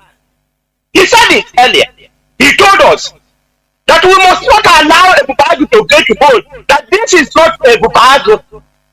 That the Fulanis are setting up this name, calling it Ebubagu. They just licked them. He said terrorist Fulani terrorist machine is what that Ebubagu. They just claim it Ebubagu, coded it Ebubagu to confuse us. Now, what is happening now?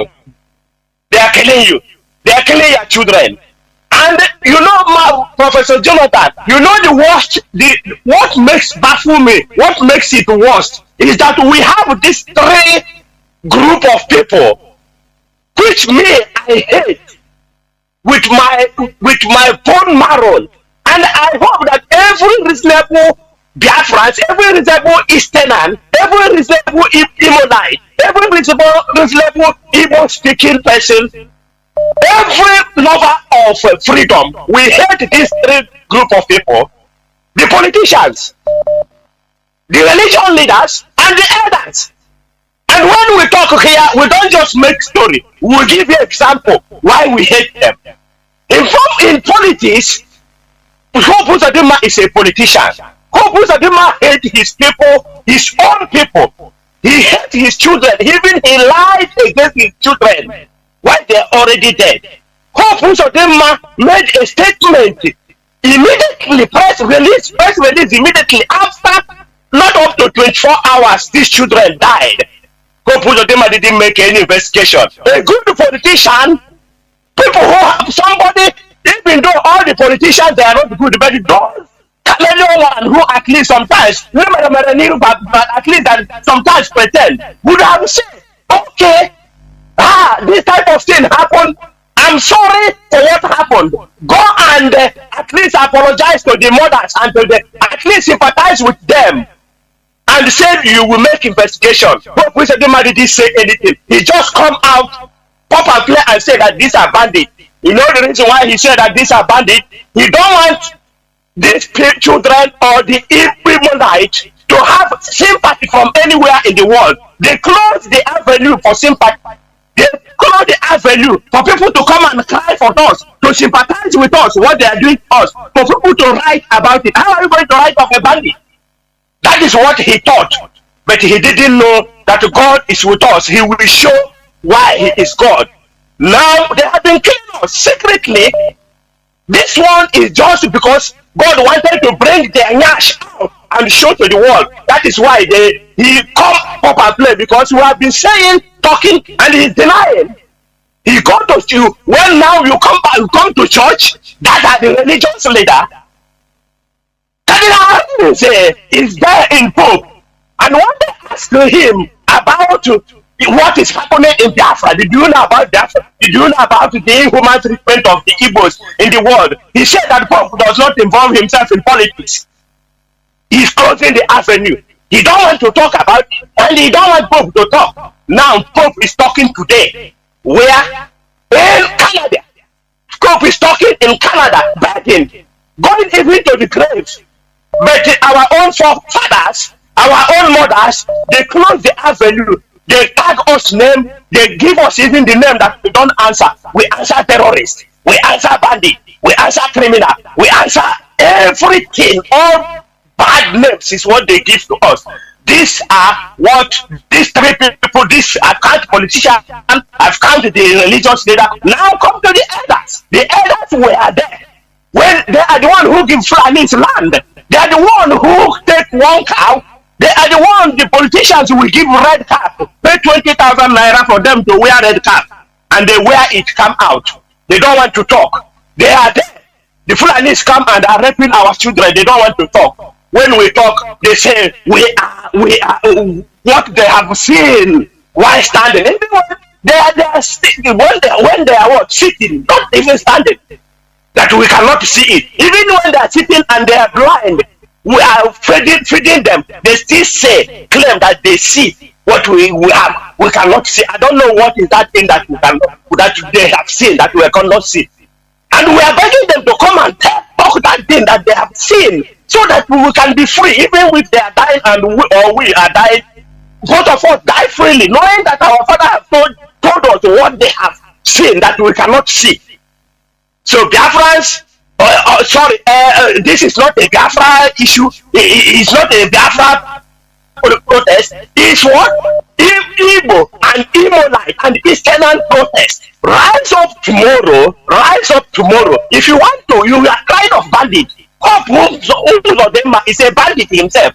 Imported bandit. They feed him. They put him as a seed. It's where the bandits are multiplying toward the eastern Nigeria. Eastern, which is eastern, the Biafra area. We are no longer Nigeria. You know, sometimes all these things come into our mouth mistakenly. We, the eastern, we are not Nigeria.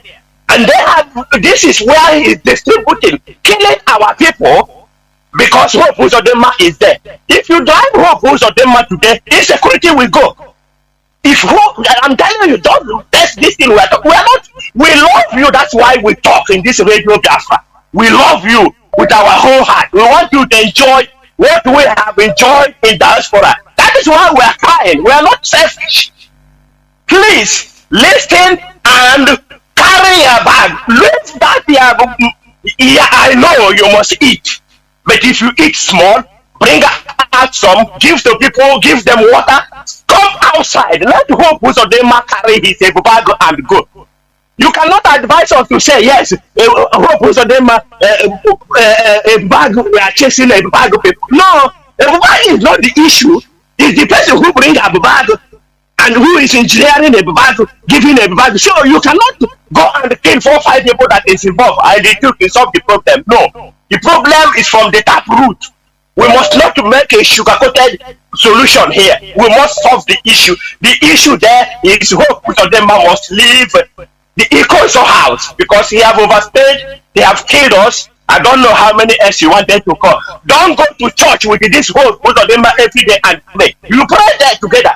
And at the end of the day, they give you 1,000 naira, you go and dance here with him. Now the Mongo, look at what Mongo is doing. Mongo is killing your 14 children.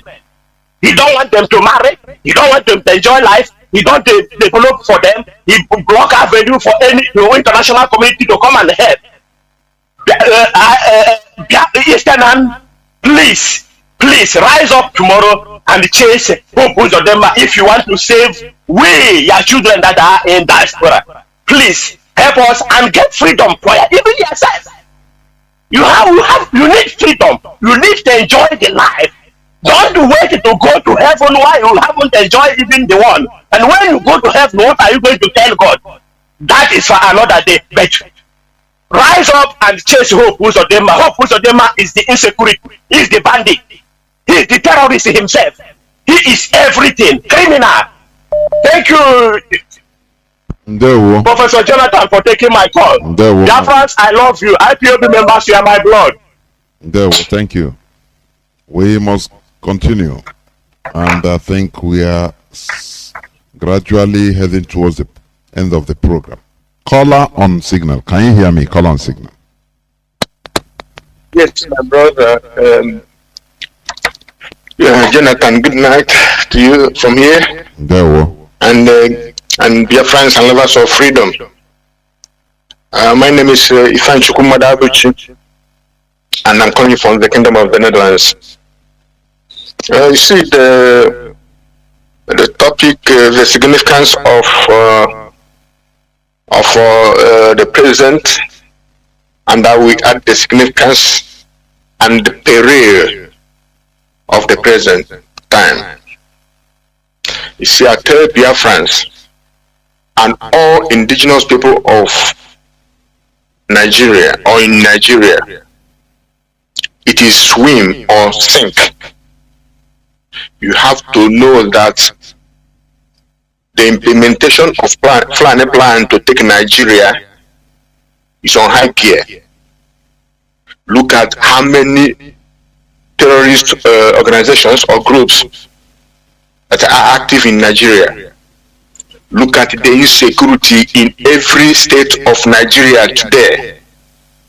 Who are the causes? Look at what is happening in Abuja, the so-called Federal Capital Territory. It's not secure. And now they are moving to go to other regions and other states. They are all over the place.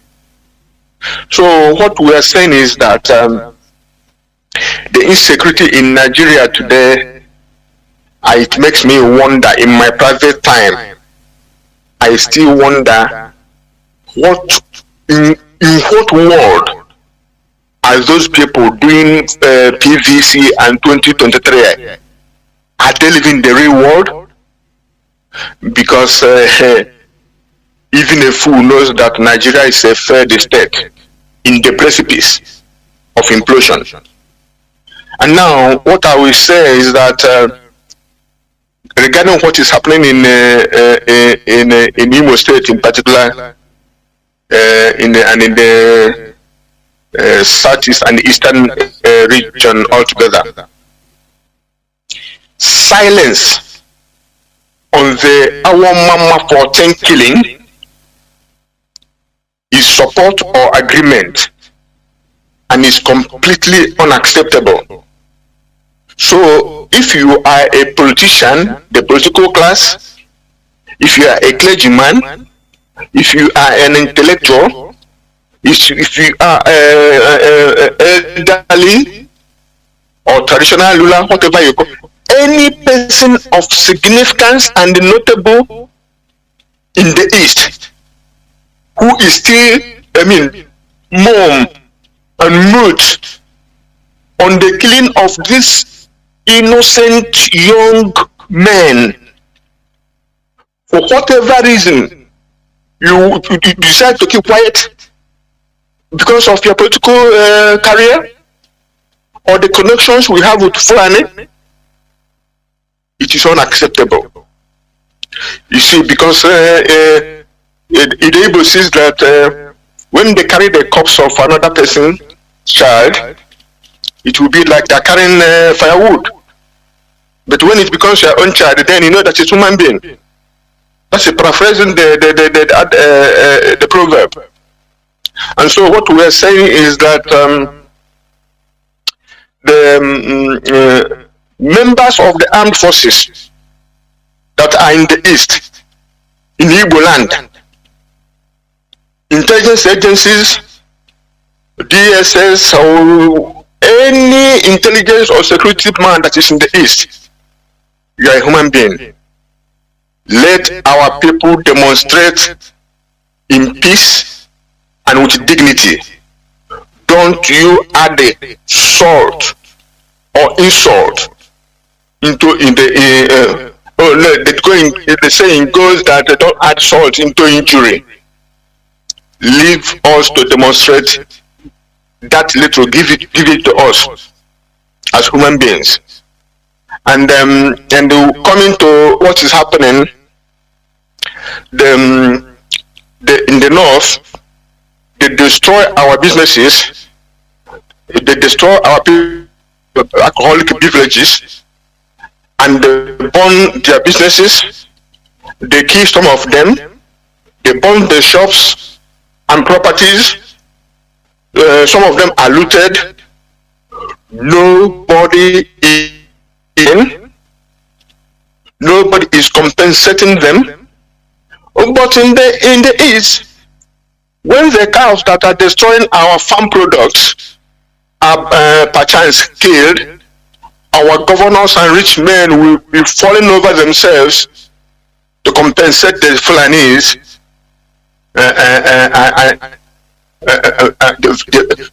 How can you be compensating the vandals who are destroying food crops, but nobody is compensating our people whose shops and livelihood and properties are being burnt and looted in the north?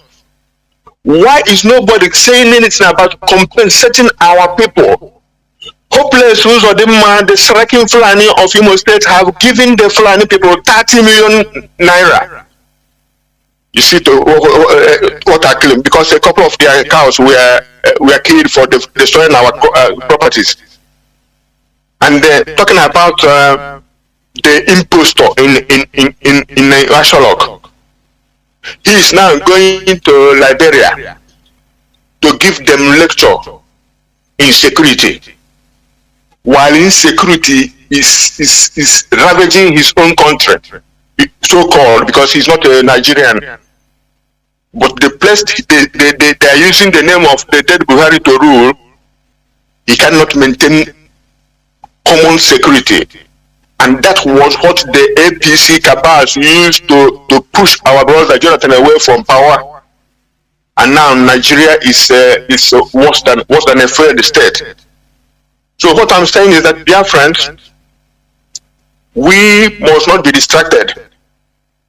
We must keep our eyes on the ball, listen to the instructions of the DOS, and support our ESN. The days ahead are evil, but our help is in the hands of Chukwu Abiyama, the creator of heaven and earth.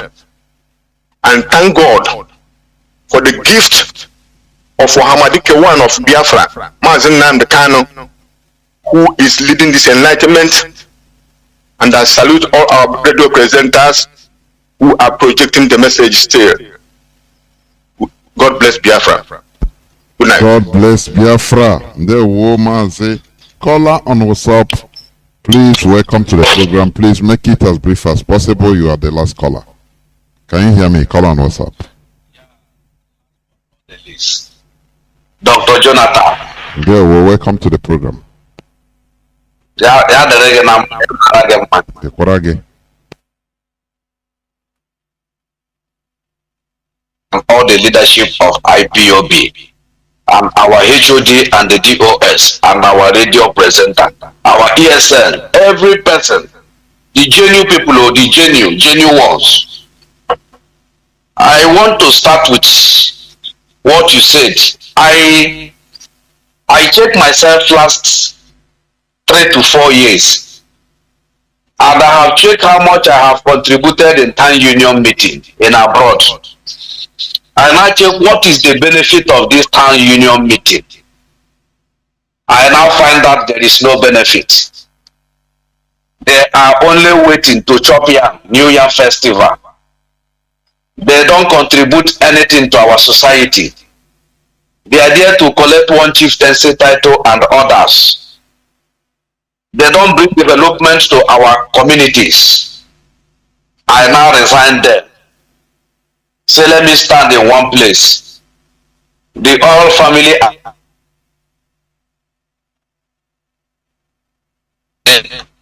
the family I have today is IPOB. Let me be with IPOB. Somebody met me 3 days ago and asked me to come and join again. I said no. Come and join us in IPOB. We are freedom fighters. What you are doing in abroad, if IPOB fight and will restore Biafra, you will not be in abroad again. You will come back home. So forget about that your town meeting. They have killed more than 14 boys. How much do your meeting bring out, or your meeting to come and do any publicity? You have your meeting come and do any publicity, or to support ESN for what we are doing, or to give us one lawyer to stand for Mazi Nnamdi Kanu? The answer is no. But they killed Deborah. The Fulanis brought 36 lawyers to defend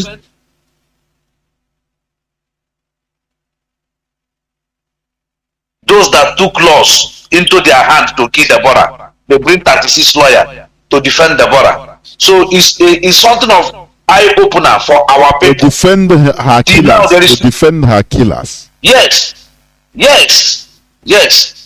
It's something of eye-opener today for our people. All the whole town union meeting, they have never spoke one word for what is going on in Imo State. When I now check, I now see that these politicians are giving them money to buy properties for them. That's why they want Nigeria to be so. Mazi, sometimes when you raise the issue of what is happening, our collective interest in our land, they will tell you it's political. That this meeting is not formed for political purpose. And you look at this thing, you bow. You say ignorance of the time we are is a problem. These people don't understand. All that matters to them is to eat and make merry, contribute money, eat and make merry. It is absurd. Mazi, please go on.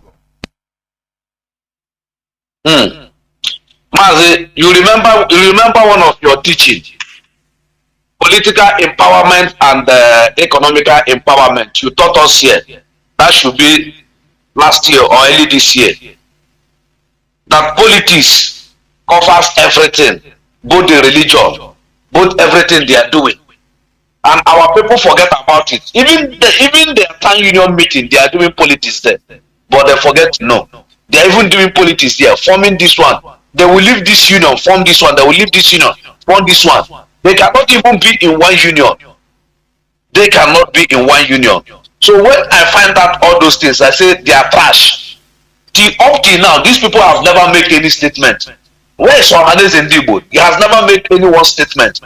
The statement this Ohanes Ndibo, George Obi also said that he has someone who opposed them in Okija Shrine. What does that mean in this 21st century?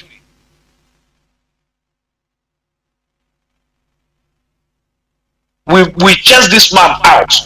Power belongs to us. This man is an employee. No matter he entered through the backyard, when every one of us flood that street to the government house, he will run out from that place. So why are you going to Okija Shrine? What do you want to go and do in Okija Shrine? Do you see the docent, the kind of a professor? He called himself a professor. Say he's summoning this man in Okija Shrine. What does that mean? Instead of to talk our people to come out in the street, George Floyd died. American, look at Nigerians, how hypocritical they are. George Floyd died. They are protesting for George Floyd. But this one that died in our backyard, in our front, nobody is protesting for them. Is he not a hypocrite? Till now, other states are still watching. They don't want to come out and do the same thing. And they forget how to eat elephants, to take elephant bit by bit. And these people are coming and they are keeping silent, calling Okija Shrine.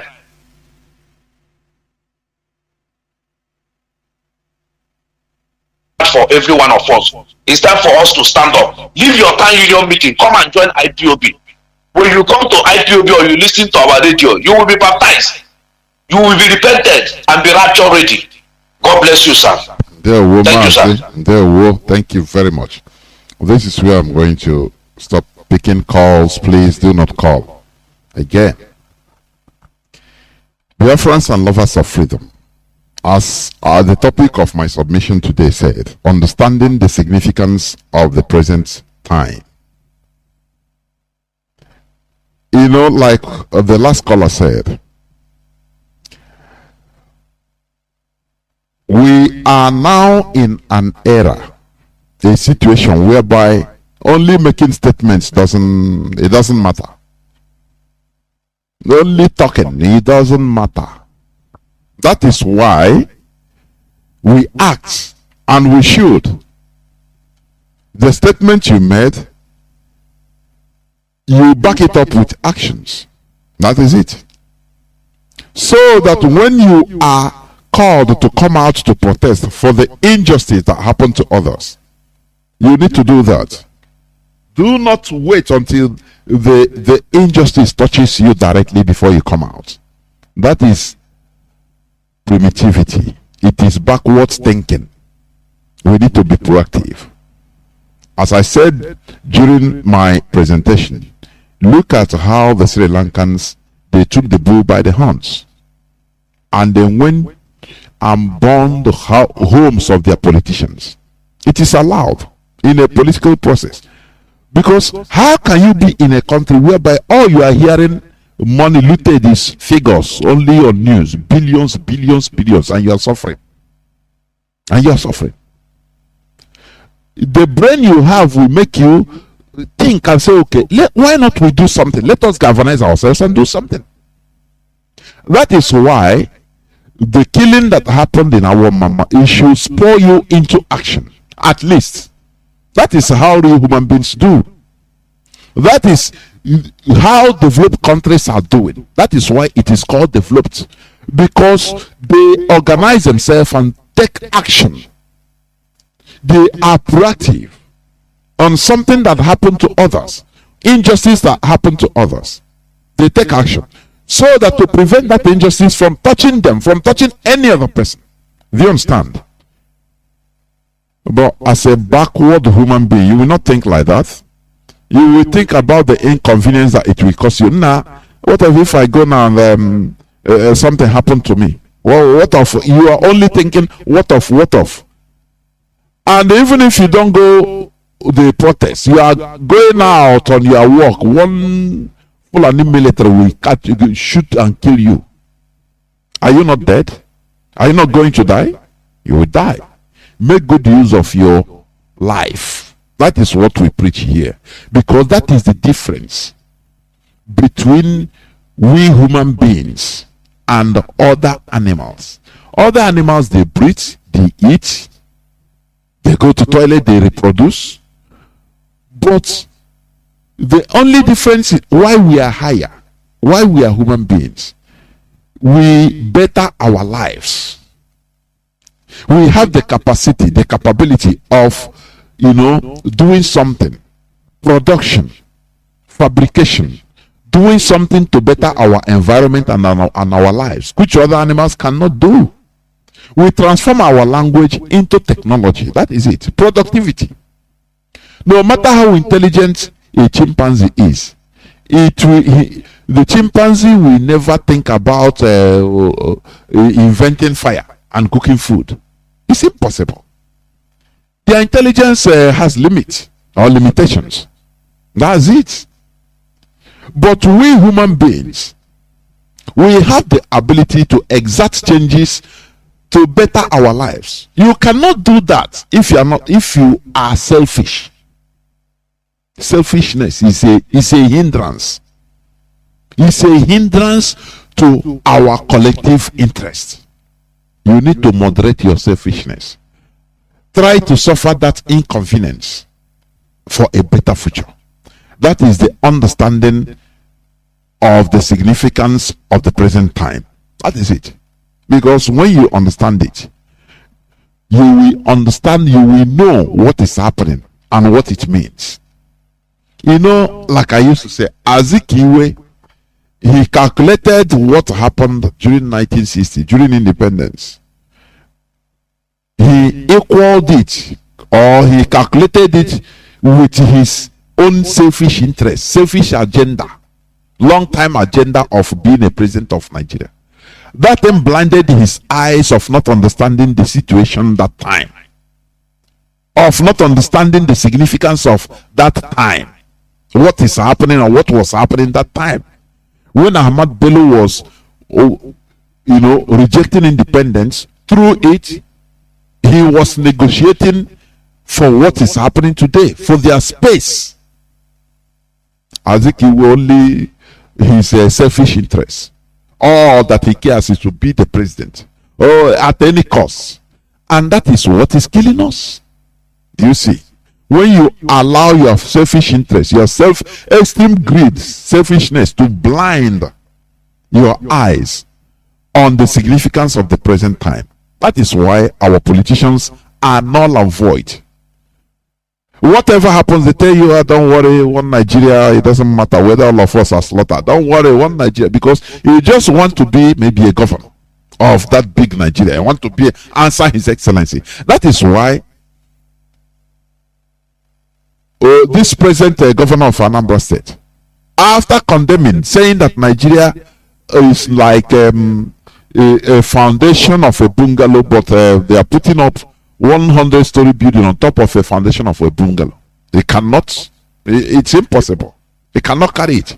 But all of a sudden, you want to be a carpenter that is working a window, repairing a window of that 100-story building. Do you see how black people are?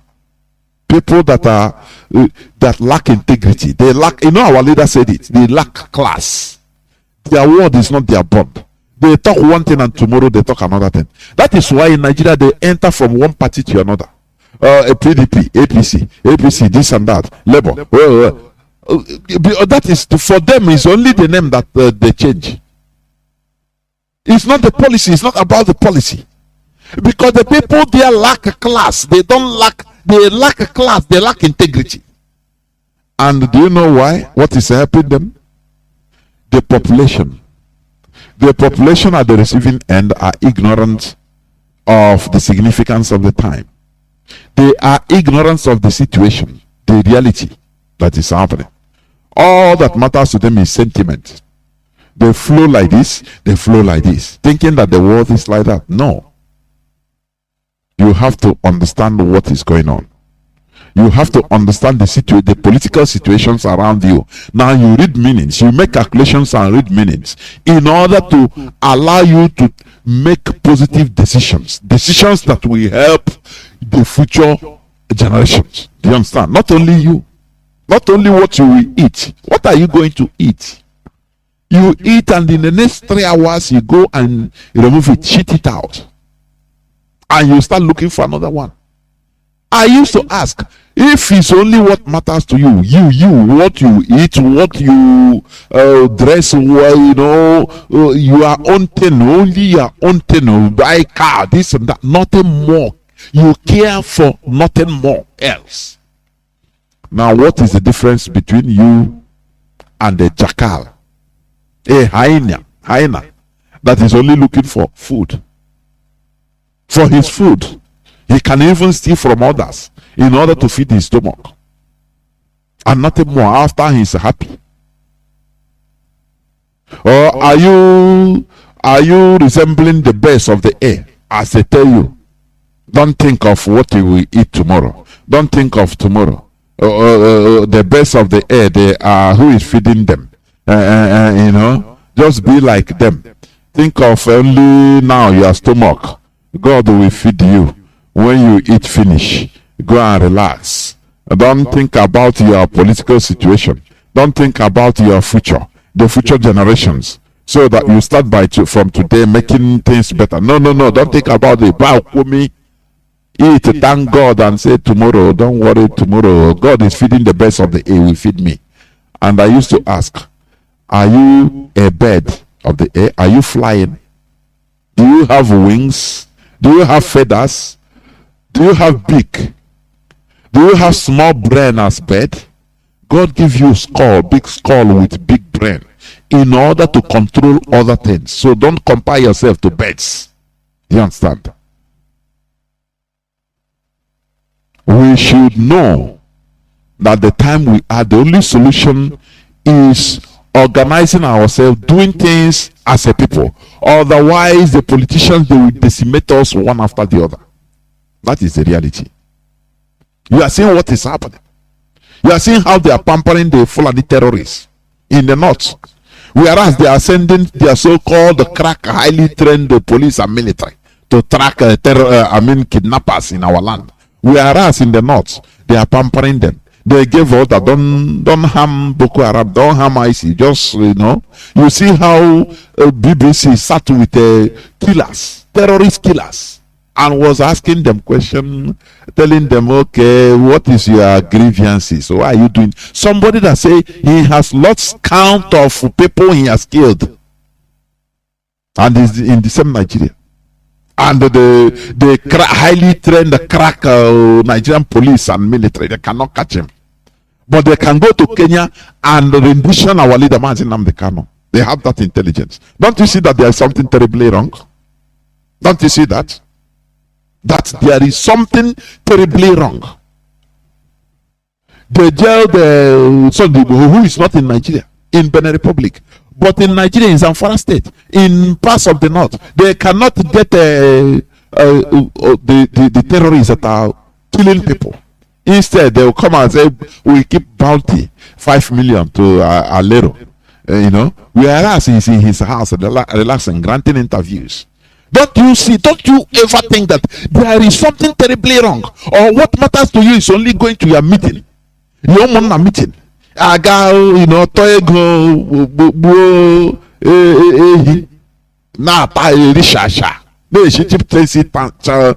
Title.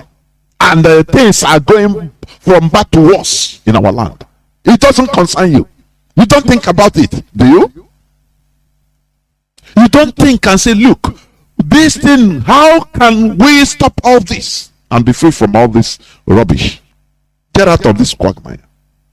Otherwise, do you at any time think about how our future generation will be in the next 100 years if things continue like this, unchecked?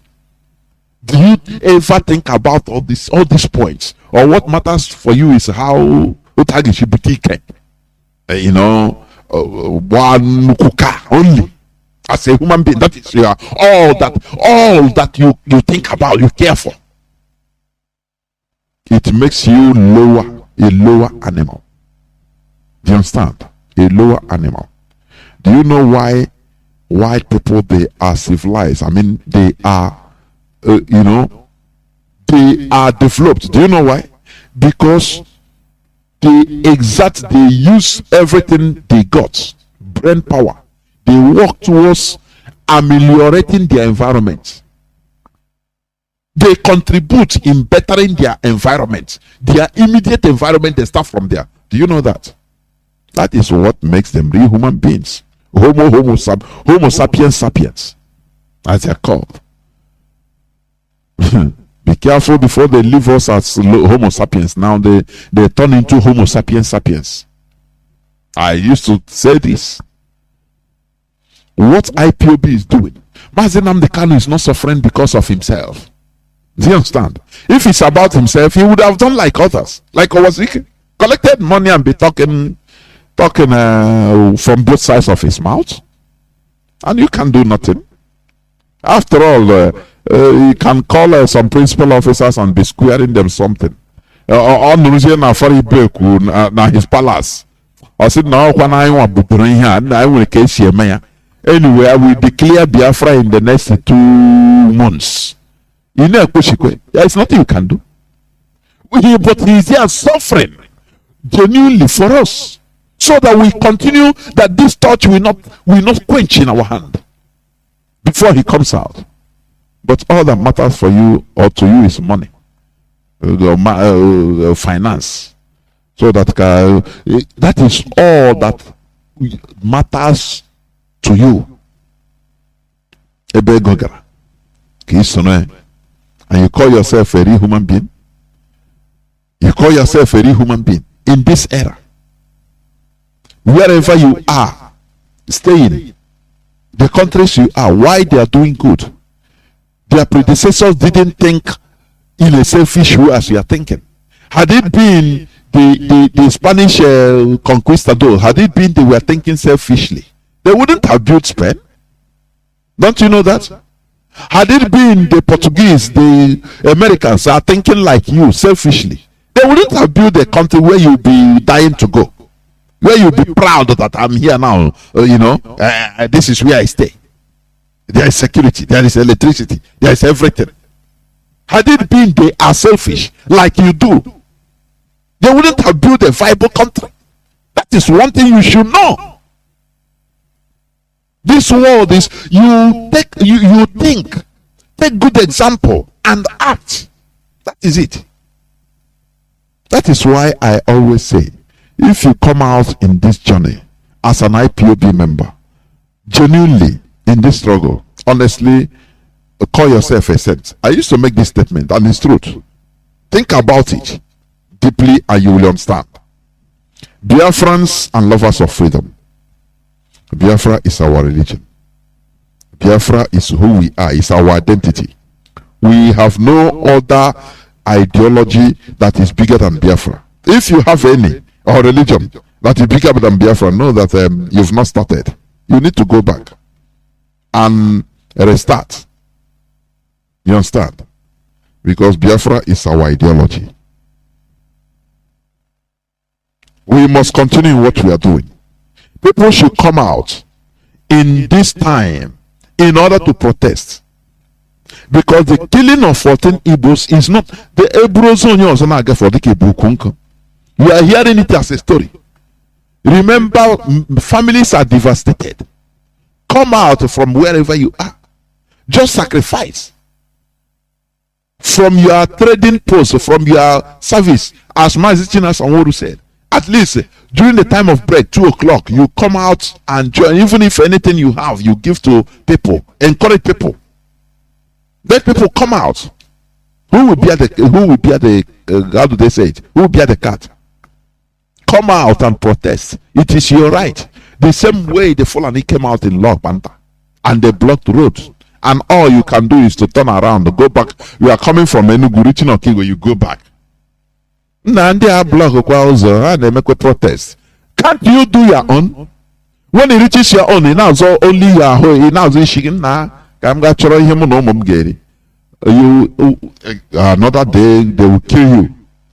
Others, that is it. But when you come out,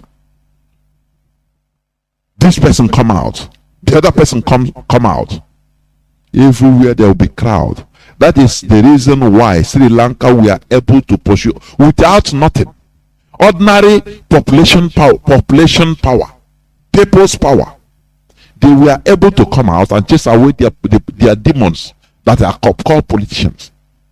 With sheer population, only population, nothing more. They don't have knife, they don't have a gun, nothing. That is one thing our people should understand. With the population, you can do everything. But how can you do when you don't have class? When they will come and pay you and say, don't go anywhere, stay. If you come out, I will sack you. And because of it, you stop. Don't go anywhere. They will come and buy you because you are buyable. Very cheap human being. That is who you are. But what we preach here is to make you have integrity, have decision, have class, so that even you are hungry, they want to buy you. You say, no, I'm hungry, I don't have that money you want to give to me, but I will not do it. That is a person of integrity. And you go and do what others are doing. You come out in numbers. And you see, when you are coming out, others will come. With sheer population, you pursue. We are not telling you to go and carry gun. No. You have the right as a Nigerian citizen in order to protest. That is what the Fulanis did in Log Panther. So when you gather, you have your placard, your placards. You no violence. You go. You can 1 million people. You go and pursue this guy. He will run away. Sri Lanka, a whole president, a whole prime minister of Sri Lanka, he ran away. They burned the houses of the politicians because these are the demons. They know that these are the demons. But for you, the demons, you embrace them. You start going to cast out imaginary demons that they deceive you into. These are the demons, that the spiritual demons that are holding your destiny. Who tell you that? Any person telling you this, tell him he's a liar. The demons are the politicians. These are the people you have to chase. The demon in Imo State, the chief demon is Hope Osadimma. You have to face him. He brought a bubago. You have to face him. It is your right. It is not something, it is not a privilege. It is your right. Therefore, do not be so cheap and so afraid and weak. Come out, and come out in your numbers in order to exercise your right as a citizen. That is what we request of you. Do it once and you will see the good result. Thank you for listening. From me, Mazi Jonathan, and from here, it is simply good evening.